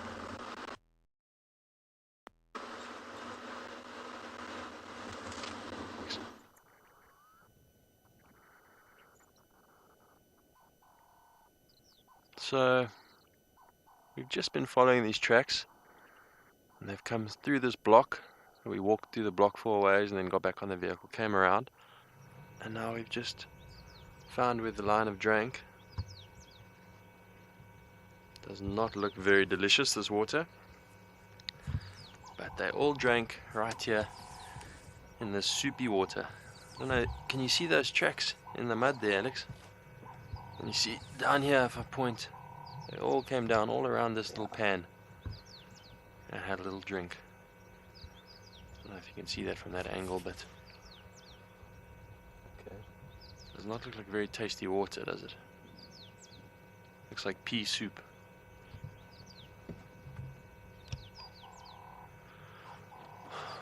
That's interesting. They went up, turned through the block, came down, had a little drink, and now they're carrying on that way. So we're going to have to turn around and go back down to the drainage.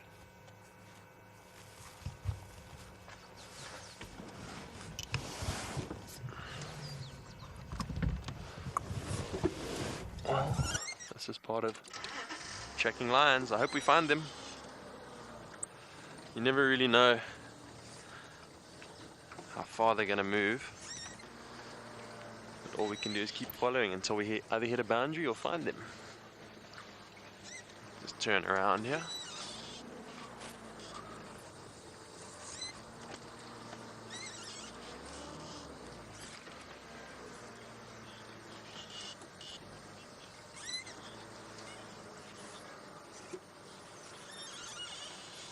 Maddie, 13, you've asked, do the big cats hunt or attack each other? And they do attack each other, not very often, but it's called interspecific competition, meaning that predators that rely on similar food sources will often fight when they meet each other. They don't like each other very much. Remember, everything out here is about competition. It's about survival. So when it comes to food, then all predators are in competition to each other in one way or another. Obviously, there's a huge difference between a serval and a lion and what they eat, but instinctively, if a large cat comes across youngsters of another cat species, they will often kill them. Like if a hyena stumbles upon some leopard cubs, the lion cubs unattended, they will kill them. But adults of these large cat species, like you're specifically referring to, probably leopard and lion, will generally just give each other a wide berth and let it be. Fights are uncommon, except when it comes to perhaps a carcass. Maybe there's a leopard on a wildebeest carcass on the ground and hasn't quite managed to get it up a tree yet, and a hungry lion comes walking past, maybe an old male or something, and he'll very readily fight that leopard for his kill. This is kind of cool. A very good indication of a dugger boy. A dugger boy, remember, is what we call those old buffalo bulls that are so renowned for being in mud. There's often dried mud on their bums and their backs. And this is a great spot. You can see where a dugger boy came and lay here. Dugger means mud, specifically a very thick mud. And this is dugger. If you look down here Look how pasty this is. It's like cement. It's like concrete. And you can see a buffalo came in here, lay down a little bit, rolled around. See how it's all been pushed. You can see its tracks in the mud. And he walked out and carried on his way.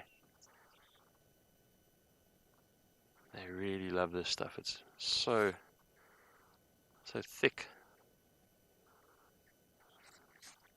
And it cakes their bodies, protects them from maybe biting flies, or maybe it's a little bit of sun protection.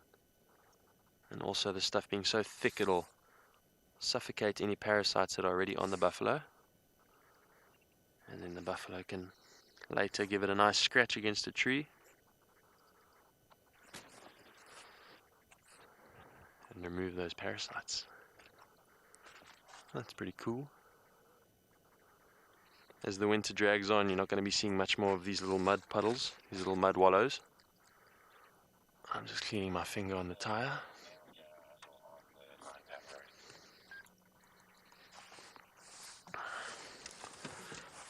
Well, let us carry on our pursuit. We're going to have to go back down to the Moati and follow up the drainage to see if we can intercept where those tracks crossed again.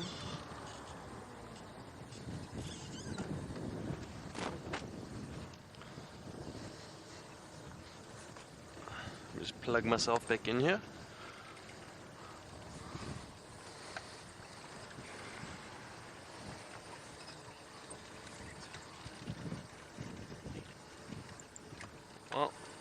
Well, we go back down into the Moati and see how far we get with our tracking. Let's send you back over to Ngala with an update.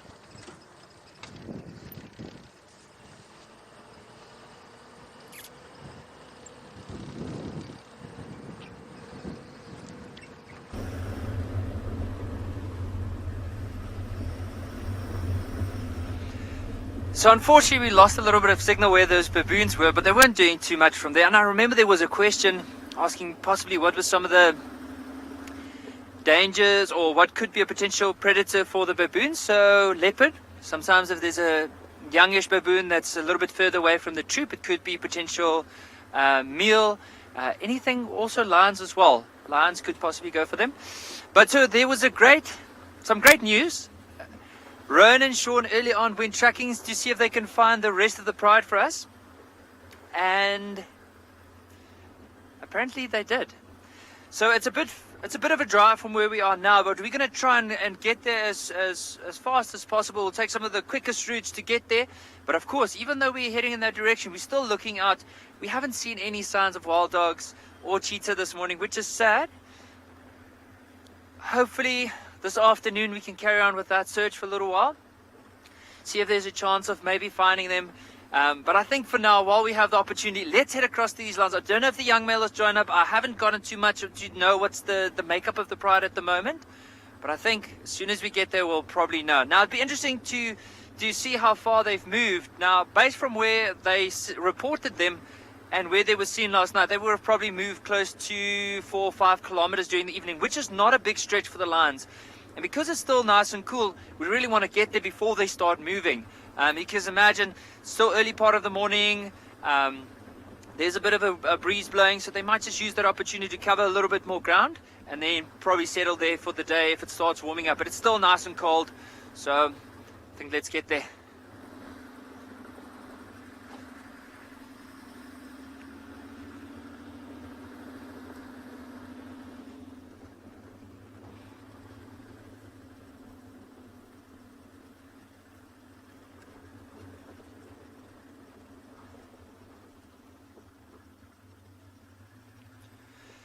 Amelia H6, I think from what I know and what I've seen is baboons probably have some of the biggest. Like if I had to compare it against a big male lion's teeth might be slightly bigger, but a big baboon, like their teeth would probably be that size. So let's say if I use my thumb, so basically the size of my thumb would be a big male baboon's teeth. And even with leopard, if they misjudge the size of a baboon and jump on it, that baboon can easily turn around and kill something as big as a leopard. Even though the baboon might be a lot smaller, but those teeth, very powerful, very sharp. So I definitely do not want to get into a little confrontation with the baboon, because I will definitely come out second best.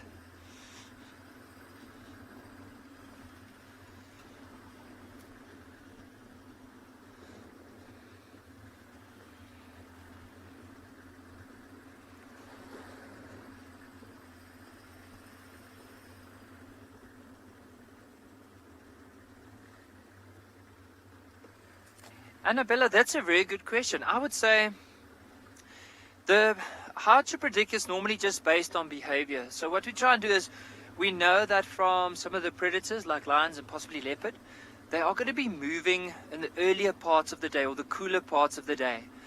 The animals like wild dogs and possibly cheetah, they'll most likely move when, and it's not always the case. I mean, this is very rough estimates and rough animal behavior we're using, but so they'll normally move when the other predators aren't going to be moving a lot, because in order to avoid that competition, you'll find with elephants and possibly buffalo, the best chances of actually looking for them, if you want to go specifically look for them, is in the warmer parts of the day where they might go and settle down. Buffalo, very water dependent. They need to drink at least twice a day, so normally early part of the morning and later afternoon. So then you know, okay, let me rather go to a waterhole, maybe wait there because there's a chance of buffalo coming down to drink. So basically how we interpret or what we plan to be looking out for that particular day is just based on animal behavior. And also, we'll work together as a group. So I'll say, for example, to Ronan, Short, I'm going to go see this area, see what I can find. Why don't you go this side? And if they find tracks of a pride, they'll go track the pride. If they find tracks of a herd of buffalo, they'll track the herd of buffalo. And so by working together, we then try and find these animals we're looking out for. But normally, it all depends on their I think the search is mainly dependent on a lot of their behavior to try and find them.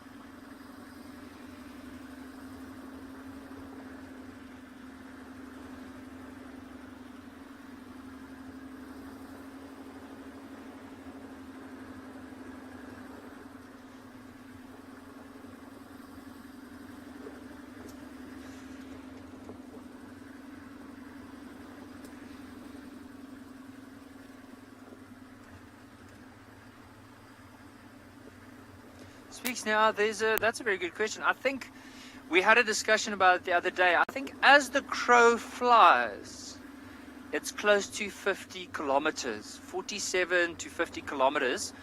If you have to drive it, like in order to get around out of Ngala and around to get there, oh, and help me right, it's around 2.5 hours.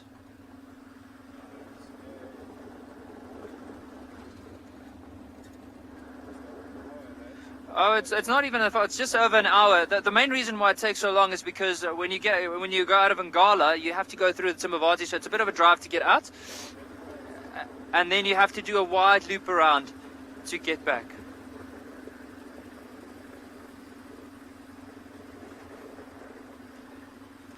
So we're going to carry on. Let's get to these lines. While we do that, let's send you across to David for an update.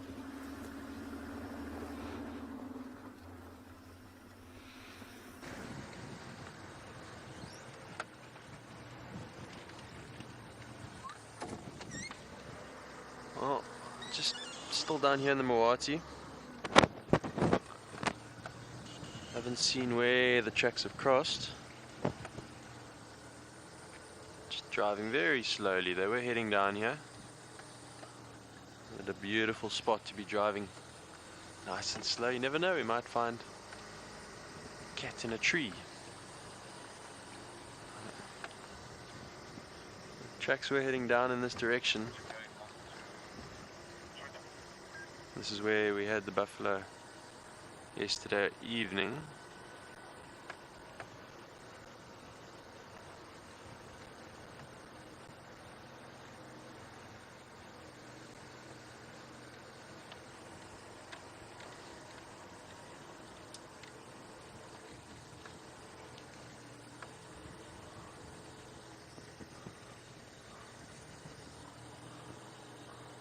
Kind of hope to come around the corner and see a bunch of lions lying in the sand.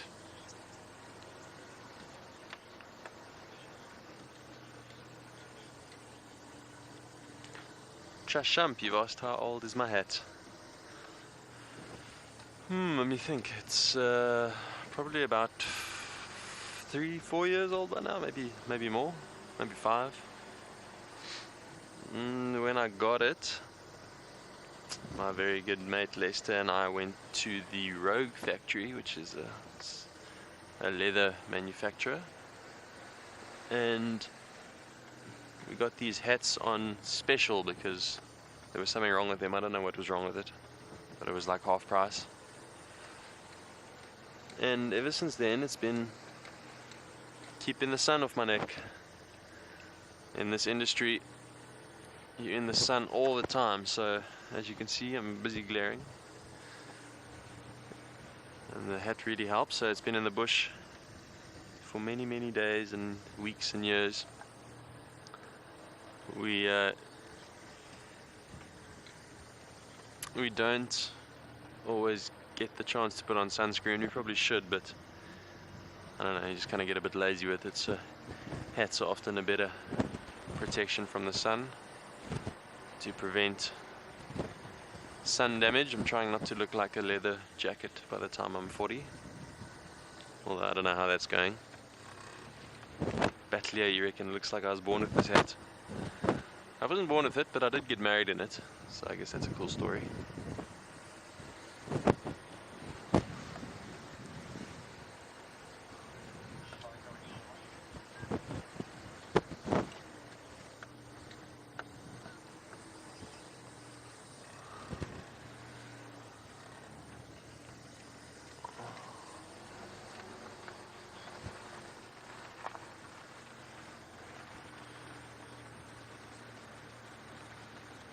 France, you've asked, do we come across snares on drive?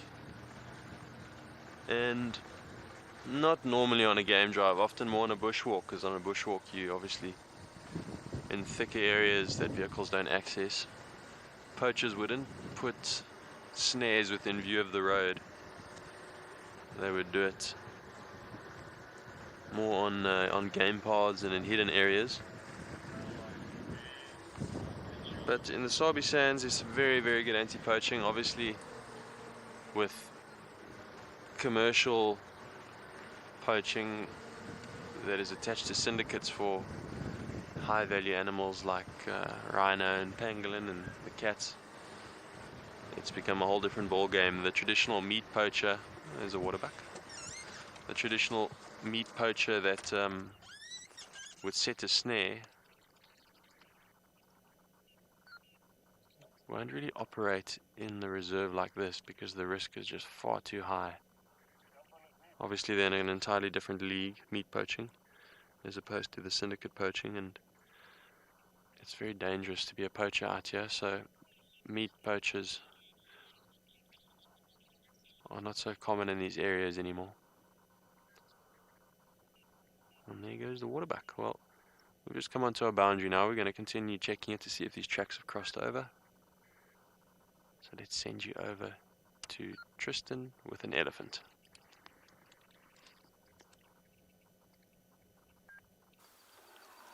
Indeed, we are with elephants, thanks to the dam cam letting us know.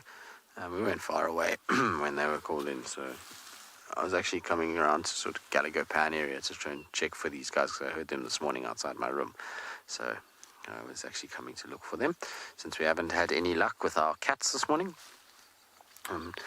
These guys will just have to fill in for the cats at the moment. They've been doing a sterling effort and have been providing a lot of entertainment for us, considering particularly the spotty cats have been not playing ball at all, which is just fine. At the end of the day, it's nice to have lots and lots of Ellies around. It's been so wonderful watching them and spending time with them, and whenever you can get them like this out in the open close to a waterhole, it's generally really, really nice. You get beautiful views of them, and this particular herd this morning is really relaxed. It's almost like they're in a little bit of a daze, bar these two who are being a bit naughty, but the rest of them are fairly relaxed. We're just having a slow drink. There wasn't much rush to what they were doing, and it was all just kind of very peaceful and calm here for a second. I'm not sure if it's going to change now that the adults have finished drinking, they might start marching the little ones away.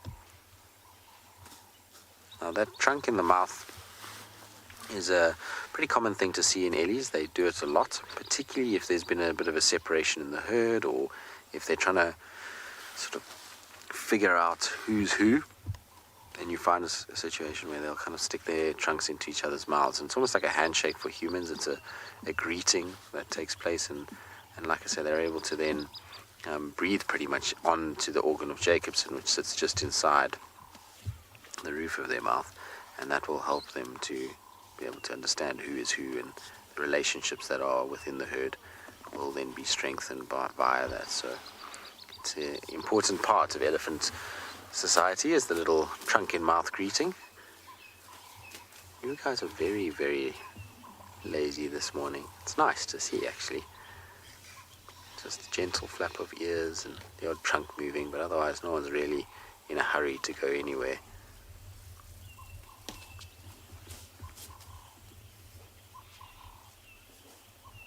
It's pretty here, though, I must be honest. This little northern side of the dam is very, very pretty.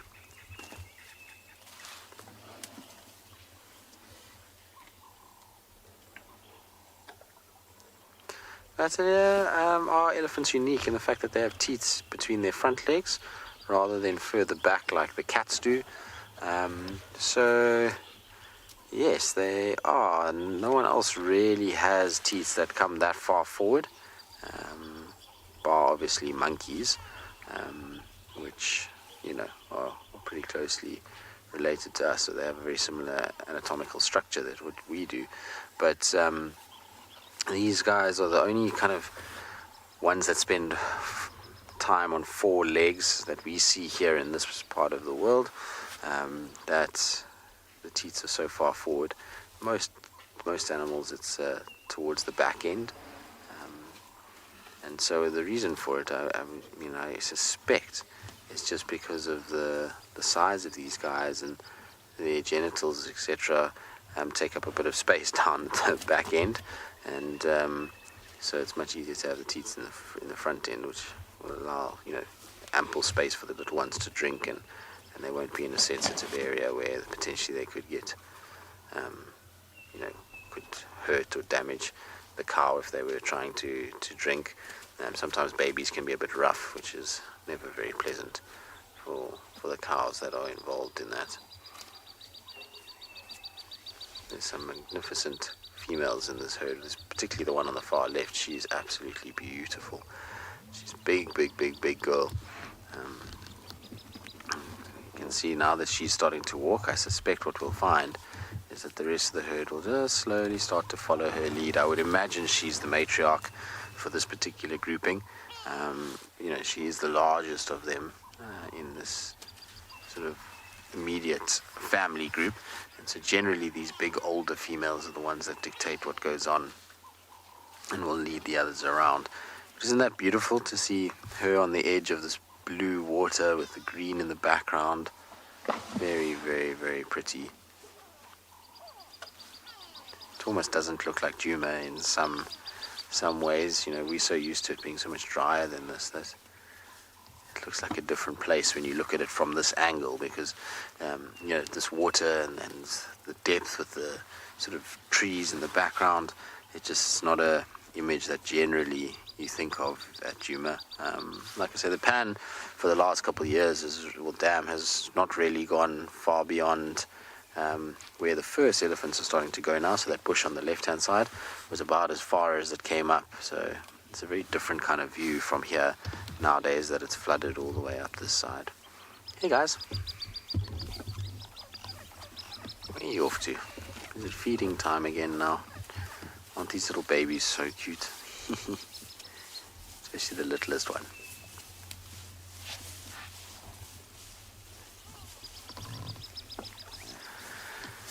Lady Spaghetti, anything's possible out here. That's the most wonderful part about being out in nature, is that at any point in time you could potentially see something like that. But generally, the reason why elephant births are so uncommon for people to see is that most of them happen at night for some reason. So most elephants will give birth during the sort of dark periods of the night. There's very few that give birth during the day. And normally they're quite sort of secretive of it. They know that their baby's going to be quite vulnerable. Lots of grumbling. Quite vulnerable when they first have it, and so often we'll find thicker areas and don't really want people around. But it does happen. There has been a few recorded events that have been recorded and on film and things like that, and so it can happen, and most certainly something that we could potentially see. It would be just a very, very rare thing to actually get it on film and to get it in daylight. You know, we don't spend enough time out at night these days to potentially see that, but it's very possible. Like I say, anything can happen. All right, so we're going to keep bumbling along. I think these guys are going to leave us and go into the thickets behind us, which I'm not going to go crashing around in with them. And so while we think about where we're going to go next, let's send you back across to David, who's got a bird of prey.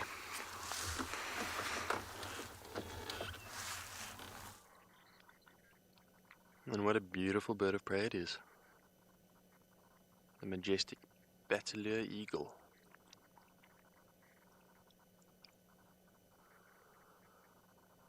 Sitting in my favorite tree, an old dead leadwood.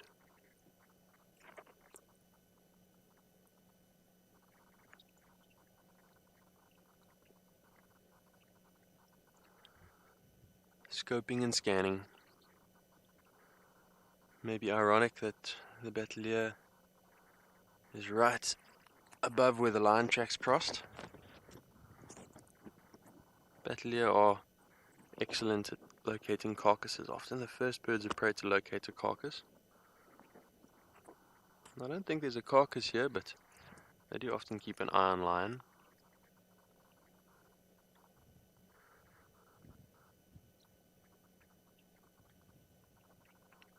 And on the lion note, I do have sad news. They have crossed out of Djuma. No longer able to follow them. Just here on the road, let me get out and show you.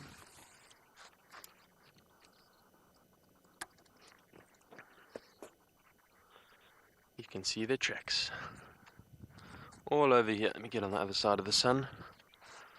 See all these tracks. There's a big female and the cubs all around here. See, they milled around on the road a little bit here. You can actually see where they lay down. You can see their tails on the soft sand here and the imprint of their body. Not so long ago, just a few hours ago, I reckon. Lion were lying here, just up ahead there in the road. I can see another spot where a lion lay down. A nice vantage point for them. They can see as the road dips down. Nice open area. So unfortunately though, we're not going to be able to catch up with them unless they head back into the property, which is not impossible. We'll carry on up just to check. But we gave it a good go. We had a lovely morning of tracking lion. Not completely unsuccessful. We did manage to follow them right across Djuma. But here it ends. Well, let's carry on up the road, see if maybe there's a chance of something else, but otherwise let's send you back over to Ngala, see what they're up to.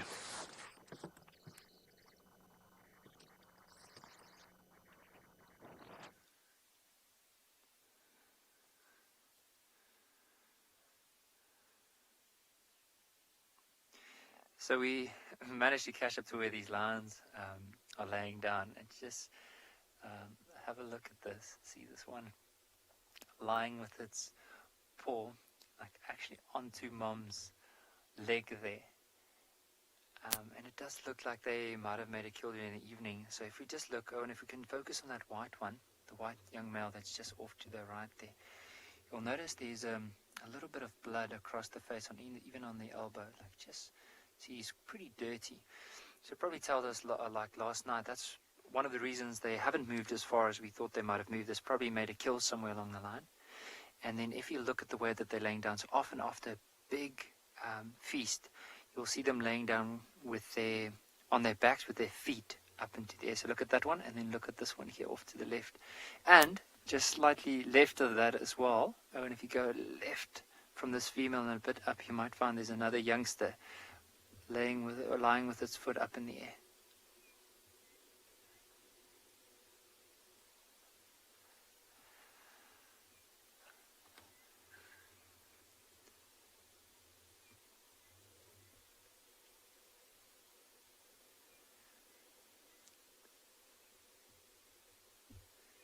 Looks like that young white male was just stretching himself a bit. Doesn't look like he's going to get up soon, but have a look at the size of this female. You'll see her belly's pretty full, and also quite, you have to really carefully look around the face, but you'll see it does look like it is slightly dirty in color, so probably also saying that I think everyone here, the whole pride, had a good meal. Now the other day when myself and Yapi were tracking these lions, we tracked them for quite a few hours, and it was so interesting to see that during the evening, so they covered an area as far as close to probably 6-7 kilometers that night, and during that time, when we found them, it didn't look like they ate anything, but as we were walking through the area, we could see two areas where they actually caught impala. And with the pride being so big, if all of them are full, it probably tells us it had to be something big, maybe possibly a wildebeest, maybe even a zebra. I think if it was a big buffalo, they would still be around the carcass, so this tells me something like a wildebeest, so that they could probably clean off and then move on from there.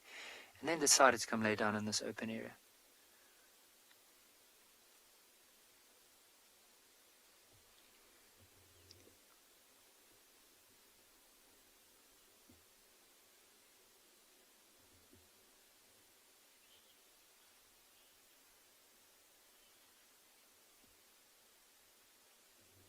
Francie H5, I would say the favorite, like it all depends on what's there. Like, I mean, sometimes if they move around a waterhole, they'll go for waterbuck possibly. If they move to open areas, they would go for zebra and wildebeest. And if they find a herd of buffalo that move through the area, they'll go for buffalo. So pretty much anything that they can possibly get, they'll try. Herd of impala, wildebeest, maybe warthogs, anything that they can possibly get. But I would say probably some of the animals that I have seen them more on regularly than any other would probably be wildebeest. But as I said, it all depends on the area that they're moving in and what's the most abundant prey species in that area.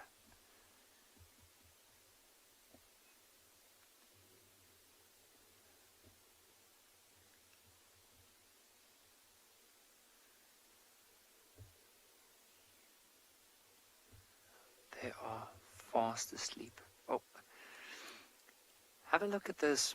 And if we focus on these two lying down, like next to that bush, it looked like that bigger female one turned around. Now I wonder, I haven't seen the face of this bigger one, but I wonder if that's not her youngster that's just laying behind her.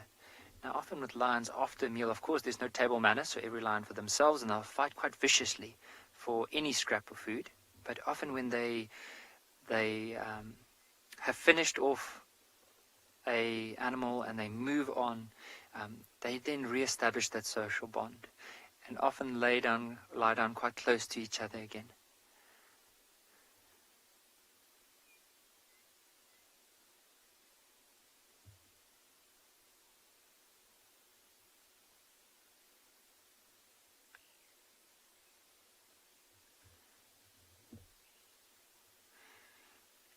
They are really, really comfortable. Oh, but I can't really see that wilder one's face. You don't mind maybe just moving that grass for us so we can have a better glimpse on the screen?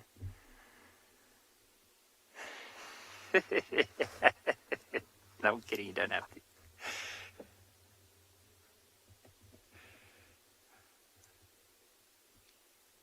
Oh, look at this one on the right. She's just stood up.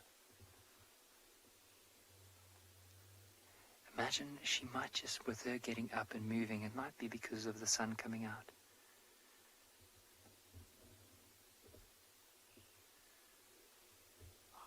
Just immediately all of them picked up their heads. Have a look at that one right there.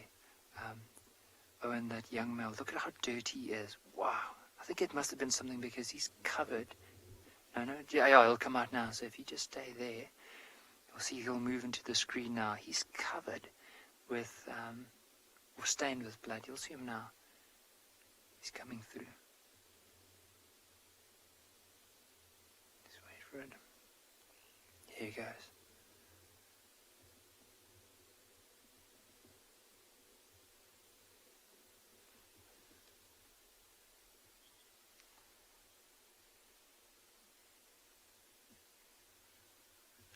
Pablo, this is the Birmingham Pride. So you'll see that's the young male, the white male. And then just behind him is the white female. There she is.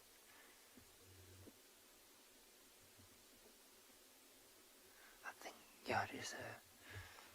It's just hard to see because the way that we angled right now is we're actually looking a little bit into the sun. But if we give it some time, they're just basically moving into a bit of shade now. And it looks like all the others are now getting up to come and follow them. So if we spend some time, probably see the whole pride moving through.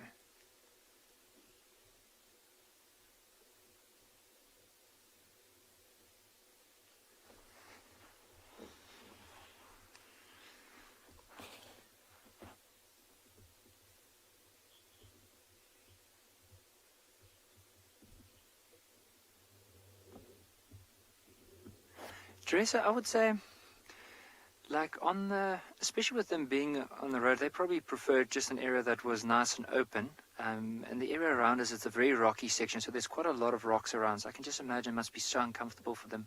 And so then that's why they probably decided to come and lie down here. Now, it's not dangerous because, I mean, even if we drive on the roads in order to try and track them, we won't drive fast at all. What could be another thing is possibly if there's elephants around and they do spot them, they might chase them. However, with lions, there's not much that they have to worry about. The only other danger to them, of course, would probably be something like a herd of elephants that would move through, probably just chase them. But you'll see they're not really too fussed about it. But then another thing could be another pride of lions. And knowing this pride, it's very unlikely because they would probably be the ones that could chase the other prides away. What I have noticed is there's another pride that often occurs within this area, and it's just a few females with a couple of youngsters, and often what happens is as soon as these lions move into the area, of course the other pride would move away. So what I'll do is once this one gets up, we'll just spend some time with her and see when she gets up, we'll probably just turn around and move slightly back to see the rest of the pride. All they've done is just moved and they've gone and laid down in the trees behind us.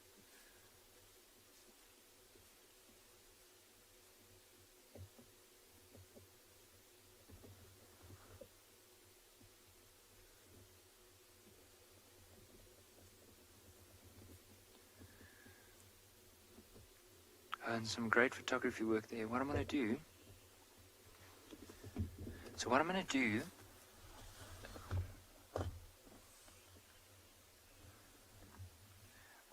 is we just move a little bit back so we can, or we just reposition the vehicle. So just bear with me. I'm going to do hard right down and see if we can just get another glimpse. Shame because someone was trying to follow them with the camera. I can just see his back nearly going out of place. Okay, let me just move like this.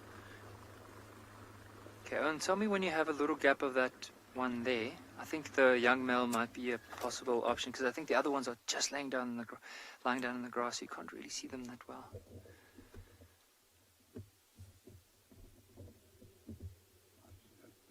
Back a little bit, so I'm just going to go slightly back.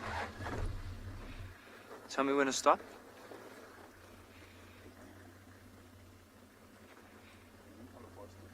Okay. So we're just going back. You'll see them all in the shade right here. This. Is that the gap? Okay. Here we go. All of them huddled together.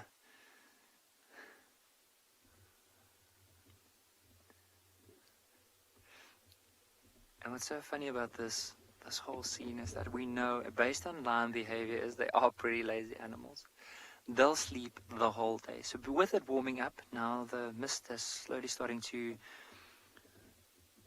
disappear. And so because of that, I think they're going to be in the shade here for probably the next 9-10 hours, and only late on this afternoon when it starts cooling down, that's when they'll probably start moving again.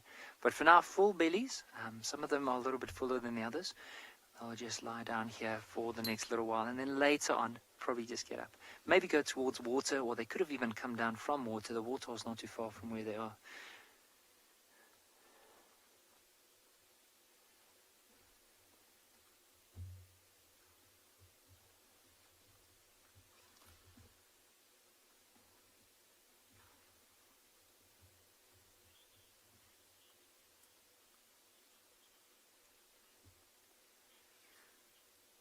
Maddie, age 13, that's a very good question. I would say the structure of this particular pride, or any lion pride in general, is that the pride would be led by the most experienced females. So if there's a male around, of course, he'll be more dominant. But often, especially with this pride, the males aren't really with the pride a lot. They'll be around patrolling their territory, scent marking, make sure no other males come around. So the females are the ones that actually would lead this pride in general.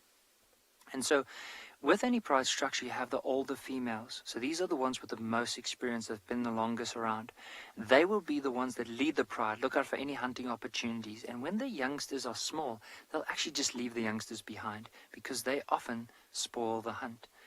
You know what I want to do? So before I continue the story, and do you see just on the right now, I think that young male is actually coming closer. But I think there's another one. I'm just going to move slightly forward, because we might just see, oh, there we go, he's coming in.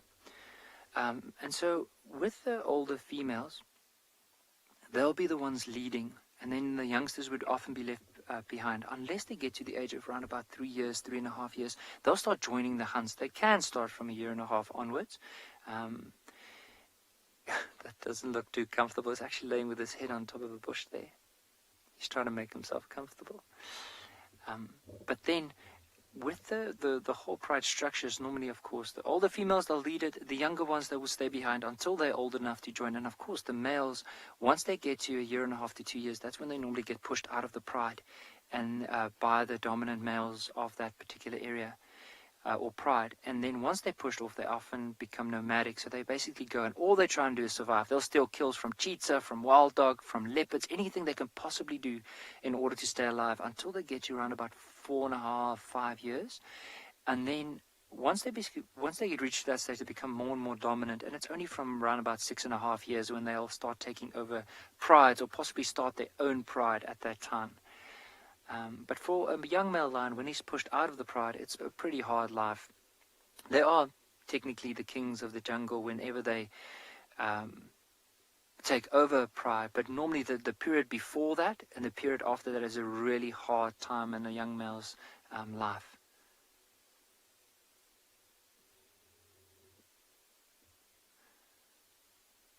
Just shows you how social they are. Look at all of these that are now coming in, how they're laying almost on top of each other.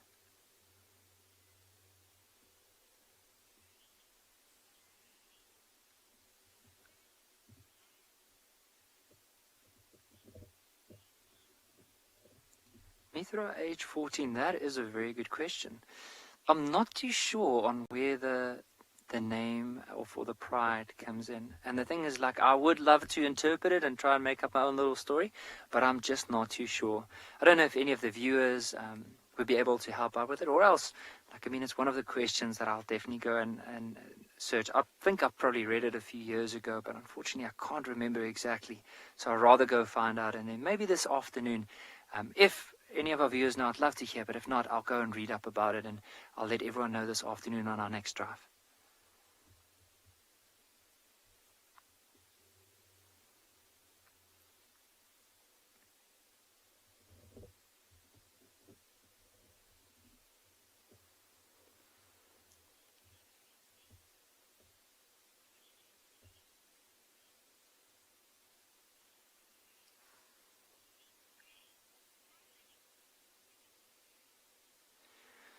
Sunisa, good question. So with this pride, there's a concession that borders Ngala, referred to as Birmingham. So it's a concession that's on our southwestern corner of Ngala. And this pride actually came from there, and hence the name, the Birmingham Pride. So basically with the prides, if we refer to them by a specific name, it's mainly because of where they come from or where they were born. And this whole pride originally comes out of that area, Birmingham, and that's why they were called the Birmingham Pride. Or we refer to them as the Birmingham Pride.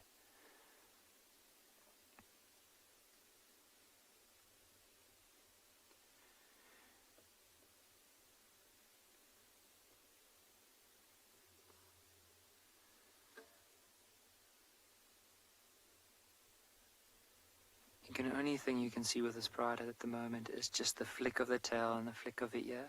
Now, if you were driving and you are looking out for lines, those are the main characteristics. And I know I've emphasized it so many times with guests. We're driving like, okay, look out for the flick of the tail, look out for the flick of the ear, look in the shade of the trees.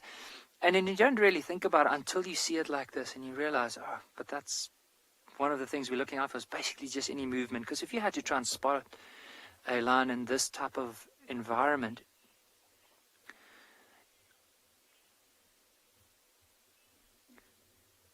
it's so hard because their colors blend in so well, especially in this time of the year when the color of the grass turns into this like light brown. It's so hard because their colors blend in so well, especially in this time of the year when the color of the grass turns into this like light brown, whitish color. But I think for now, these lions aren't going to be heading anywhere pretty soon. There's a waterhole not too far away from here. I think let's go there, see if there's maybe some elephants that come down, maybe buffaloes to drink. And this afternoon we can come back and have a look. We'll come and have a look and see if they're still around. But for now, while we are going to go to a waterhole, let's head across to David, who is at a waterhole looking at hippo.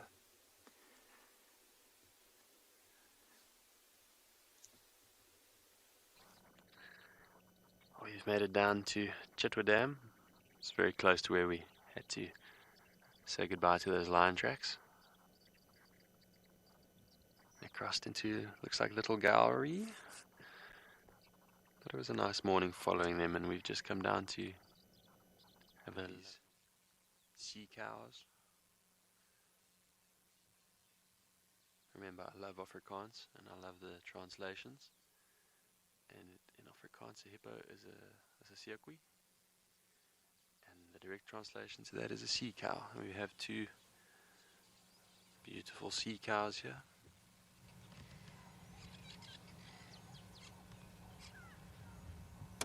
Makes complete sense. They eat grass like cows, and they like water. And back when hippos were named, there used to be lots of hippos on our coastline. You still get hippo on the coastline in places like St. Lucia. Not so common anymore. But when you look at the history, it makes complete sense to call it a sea cow.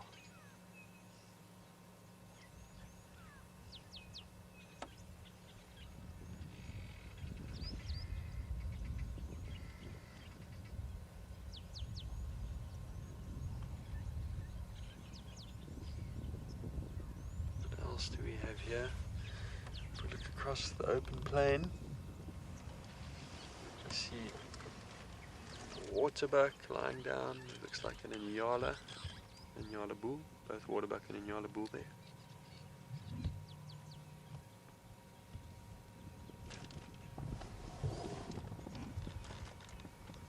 Always nice to see Ngala. Ngala is the one on the back left there.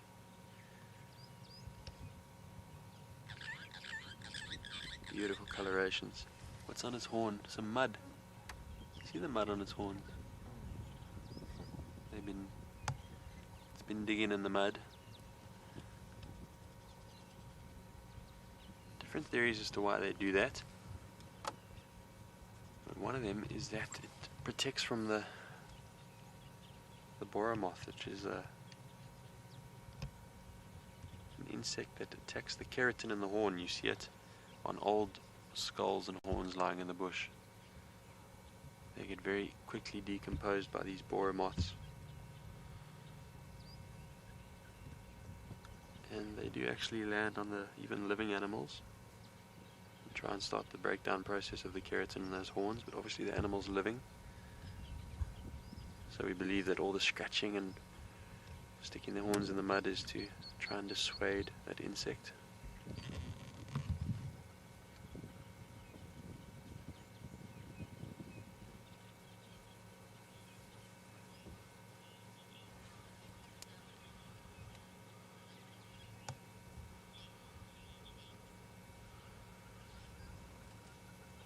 Jason, you're 8 years old. You've asked, do crocodile and hippo have overlapping territories? And they do, they share their little territories. I think hippo are more territorial. They have the whole dam. Crocodile also make use of different water, but they can move, as can hippo move. But when you're talking about overlapping territories, we're normally referring to animals that are in competition to each other. And remember, hippo and crocodile are not in competition, they eat different things. Animals are only in competition when they share the same food. As you know, crocodile eat meat, they eat fish and mammals. And hippo eat grass. Remember, they're like a sea cow. So they're not competing for food, so they're not really competing for territory. They just both happen to live in the water, so they share the same space. So in a way it is overlapping, yes.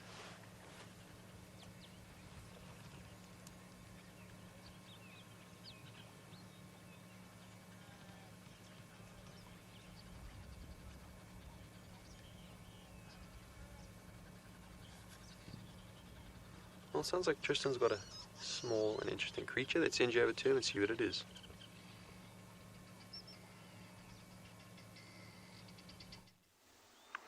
We do indeed. Ah.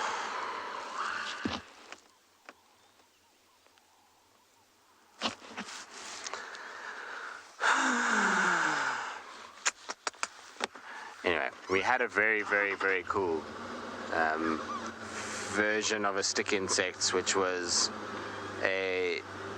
basically looked in, it mimicked grass essentially, and it looked just like grass, which was very, very cool. And nature really is never short of amazing things. When you see an insect that literally looks like grass, and even its legs and the way that they come off and the way that they use them kind of flail in the wind like a grassy section, it's pretty incredible to kind of see.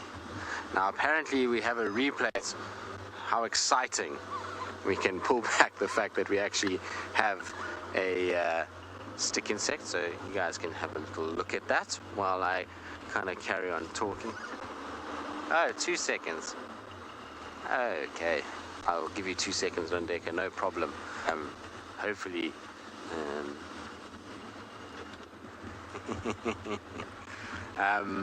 so yeah, it was at least like, it was a very cool looking little insect. I was really hoping that it was going to stay there so we could talk about it.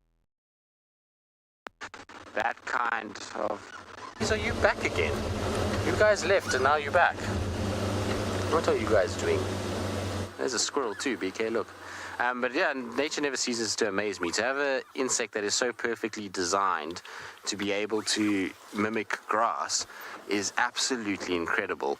And it kind of unfortunately landed on our bonnets, and then it sat there for a while, and all of a sudden then jumped off and decided that it wanted to be free, which is fine. Here's this little squirrel that is kind of sitting and taking it easy. So while we kind of sit with our squirrel, you guys can take a look at our little stick insect that we saw. It's all grassy and amazing. It's very, very cool.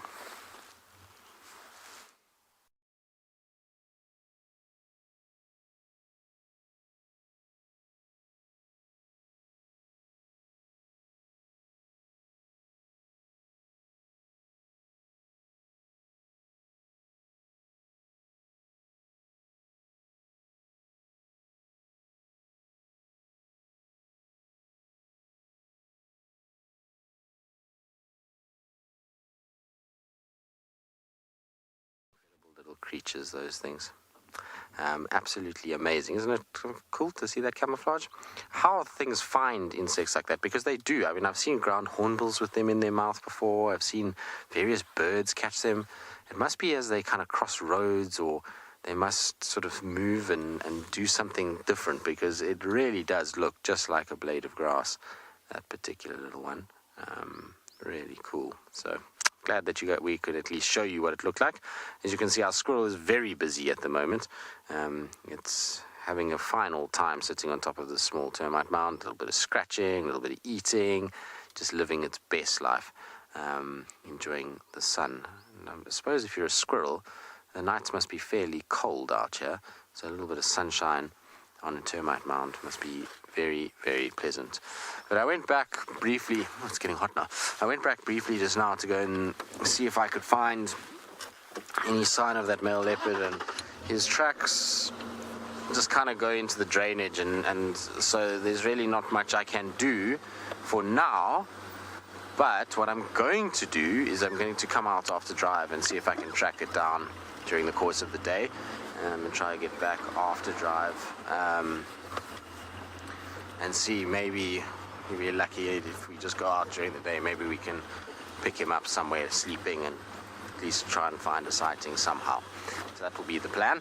In the meantime, though, I'm going to send you back across to David at Chitwa. I'm going to try and see if I can get a view of these ellies, and while I'll do that, like I say, back across to David, see what he's up to.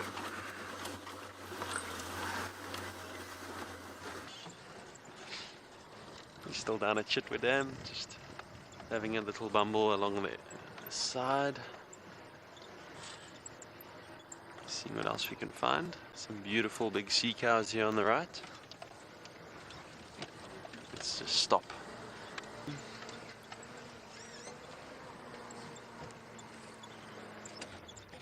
Ooh, now they're shy. You're gonna have to wait for them to come back up. They're just over here. Some beautiful bird life down here as always. Three-banded plovers, Egyptian geese.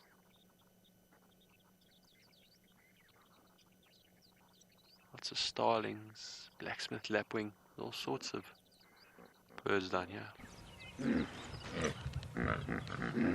There they are.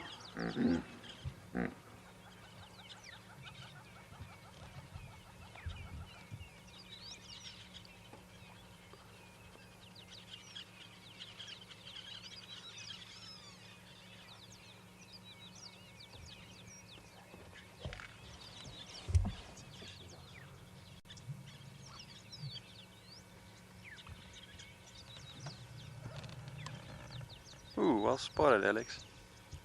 Fish eagles right at the top of that tree. We didn't even see them on the way in. Very, very cool. We'll actually try and get a bit closer just now. Nice to see them together. Must be the male and the female pair. Remember, they're monogamous birds, meaning that they mate together, stay together, one partner.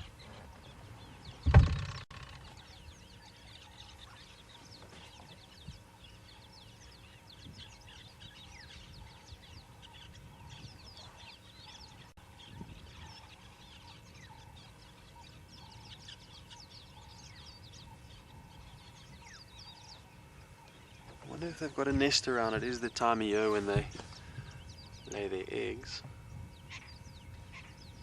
Majority of the eggs in South Africa around this time of year, May, June. And I'm told that they do have a nest at Chitwa. I just don't know where it is. Maybe there where they're sitting.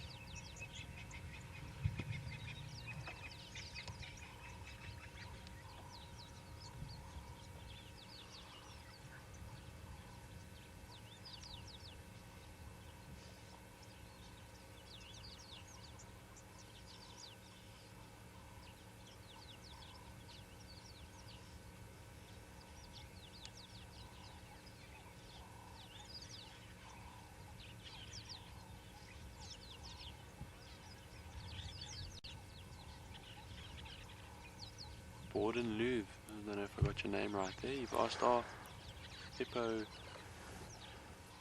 susceptible to predators?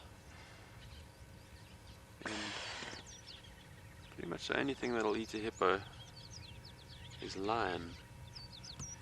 Crocodile can give it a go for a young hippo, but It'd be at their peril because Mom will always be close by. But when hippo get out on the dry land and feed for the evening, they can become susceptible to lion, although it would take a large pride of lion to bring down an adult hippo. They've got ferocious teeth. They are large and strong. Look at that youngster at the back there, so cute.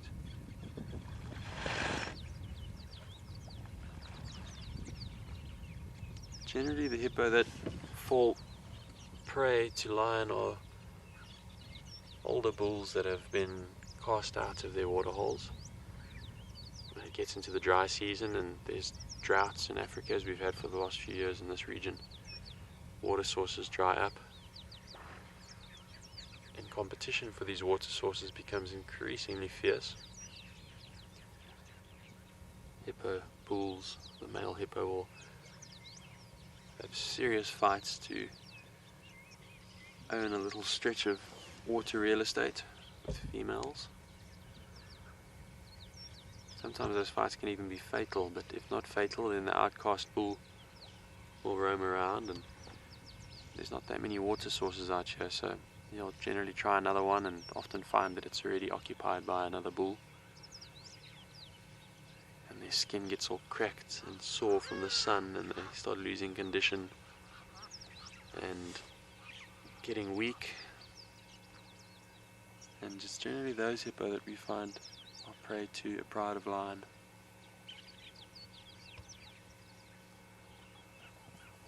It's been a lovely morning at Chitwa Dam. We're going to slowly start bumbling on back. So let's send you back over to Tristan with the elephant.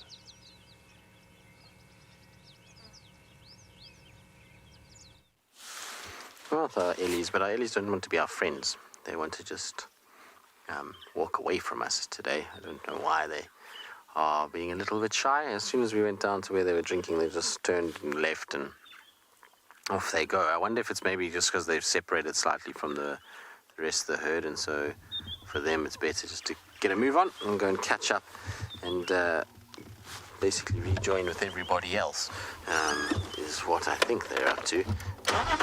We'll try and see if we go forward a little bit, if they'll give us another view, but it looks like they're heading into quite thick bush, which is not ideal at all. It's not been an easy morning in many respects. Had so much potential, but once again, things haven't quite gone our way, that's for sure. Just have to see how it goes this afternoon. There's still at least tracks to work with, and there's Ellies around, and hopefully there'll be some buffalo. It'd just be nice if, just really nice if Columba or Tundi would make an appearance. They've been super kind of scarce of late, and I honestly think this is probably the worst run of leopard sightings I've ever had in my time in the Sabi Sands, which is a weird thing. I don't think I've ever gone this many game drives without seeing a leopard in the Sabi Sands, which is a weird concept, but just happens sometimes, I suppose. I've had a very, very bad lion droughts in the Sabi Sands before. I remember once when I started at Chitwa, it was my first cycle that I did there. We went 44 days without seeing a lion, so 88 game drives without seeing a lion, which was tough. Not easy to explain to guests that we have come on safari why they're not seeing a lion, especially given that we were hearing them almost every night. But at that point, the Majingalands, the lions would call from mile mile every day. The Styx Pride and the Majingalands. It was a tough time, everybody. It was not easy during that period. So it's not the first time we've gone through droughts of specific animals, but leopards, like I say, I don't think I've ever gone more than 3 days, 4 days without a leopard, normally in the Sabi Sands. At one point, I'd maintained a really good record as a guide. I mean, I did a fair amount of time as a guide in the Sabi Sands, and I think I had managed to do pretty much, I think it was like 7 years or 8 years of guiding, and managed to get every single guest a leopard in those 8 years that I had, even those that stayed for one night. And then it was broken one day with a one-nighter that came in, and we didn't get a leopard in the 2 game drives that they were with us. So we were lucky for the most part, but gives you an idea of just how ridiculously good the leopard game viewing, or the leopard viewing, is within the Sabi Sands generally.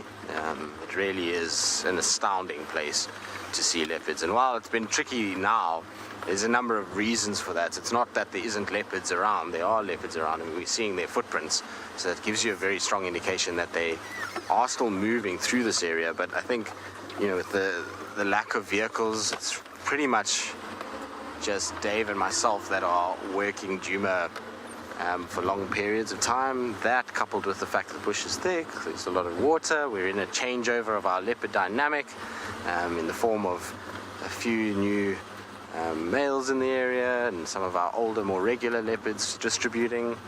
It's just a recipe for a quiet time, but that's all good. I spoke to James last night. I said to him, James, was it necessary to take all the cats with you when you left Djuma? And he said to me that he's not sure what I was talking about, because in his time here it wasn't exactly a cat fest for him either. So typical James, but that's the way it goes. Hopefully we'll recover from it, and we'll get a bumper week coming up. That's what I think. Anyway, it sounds like Dave is still enjoying Chitto Dam. Seems like he's doing a spot of birding, so let's send you back across to him.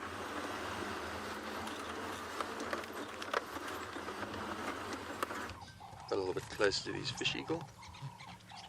What a beautiful shot Alex has managed to set up here. Like a male-female pair. I'd still like to know where the nest is, possibly in that tree or somewhere else around here.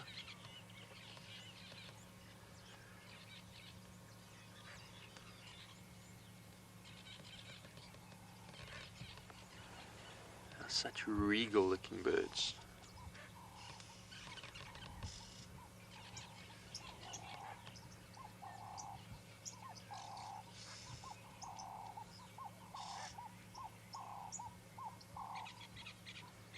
Can we tell which is the male and the female?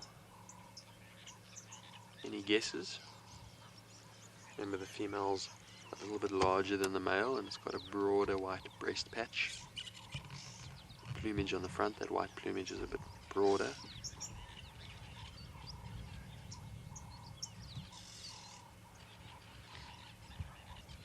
JC, you reckon these are awesome birds? I agree. What do you think? Which one is male, which one is female?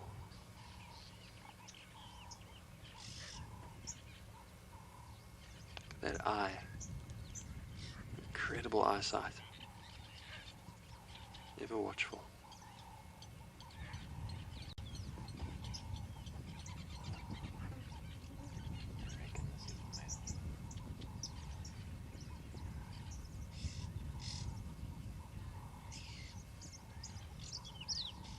Very robust birds.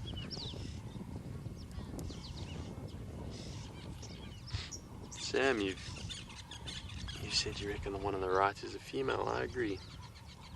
She does look a little bit bigger. And that breast patch of white does look a little bit broader.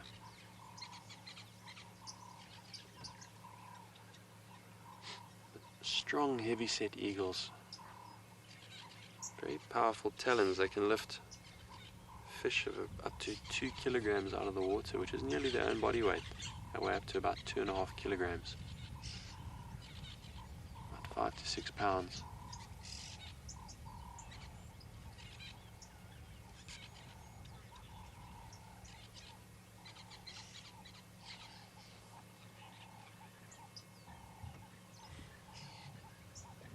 There is nothing as iconic in Africa as the fish eagle's call. Such a distinctive call found along our waterways and bodies of water in Africa.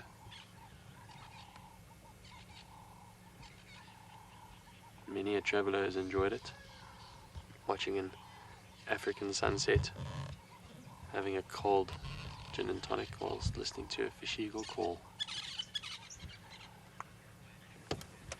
Well, it's been an absolutely lovely morning.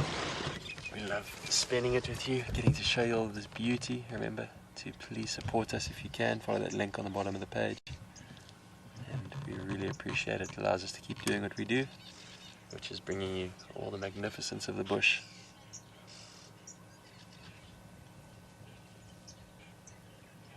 It's good for the soul being out here, listening to the birds, listening to the hippo. Inhaling the fresh air and hearing the sounds of the birds.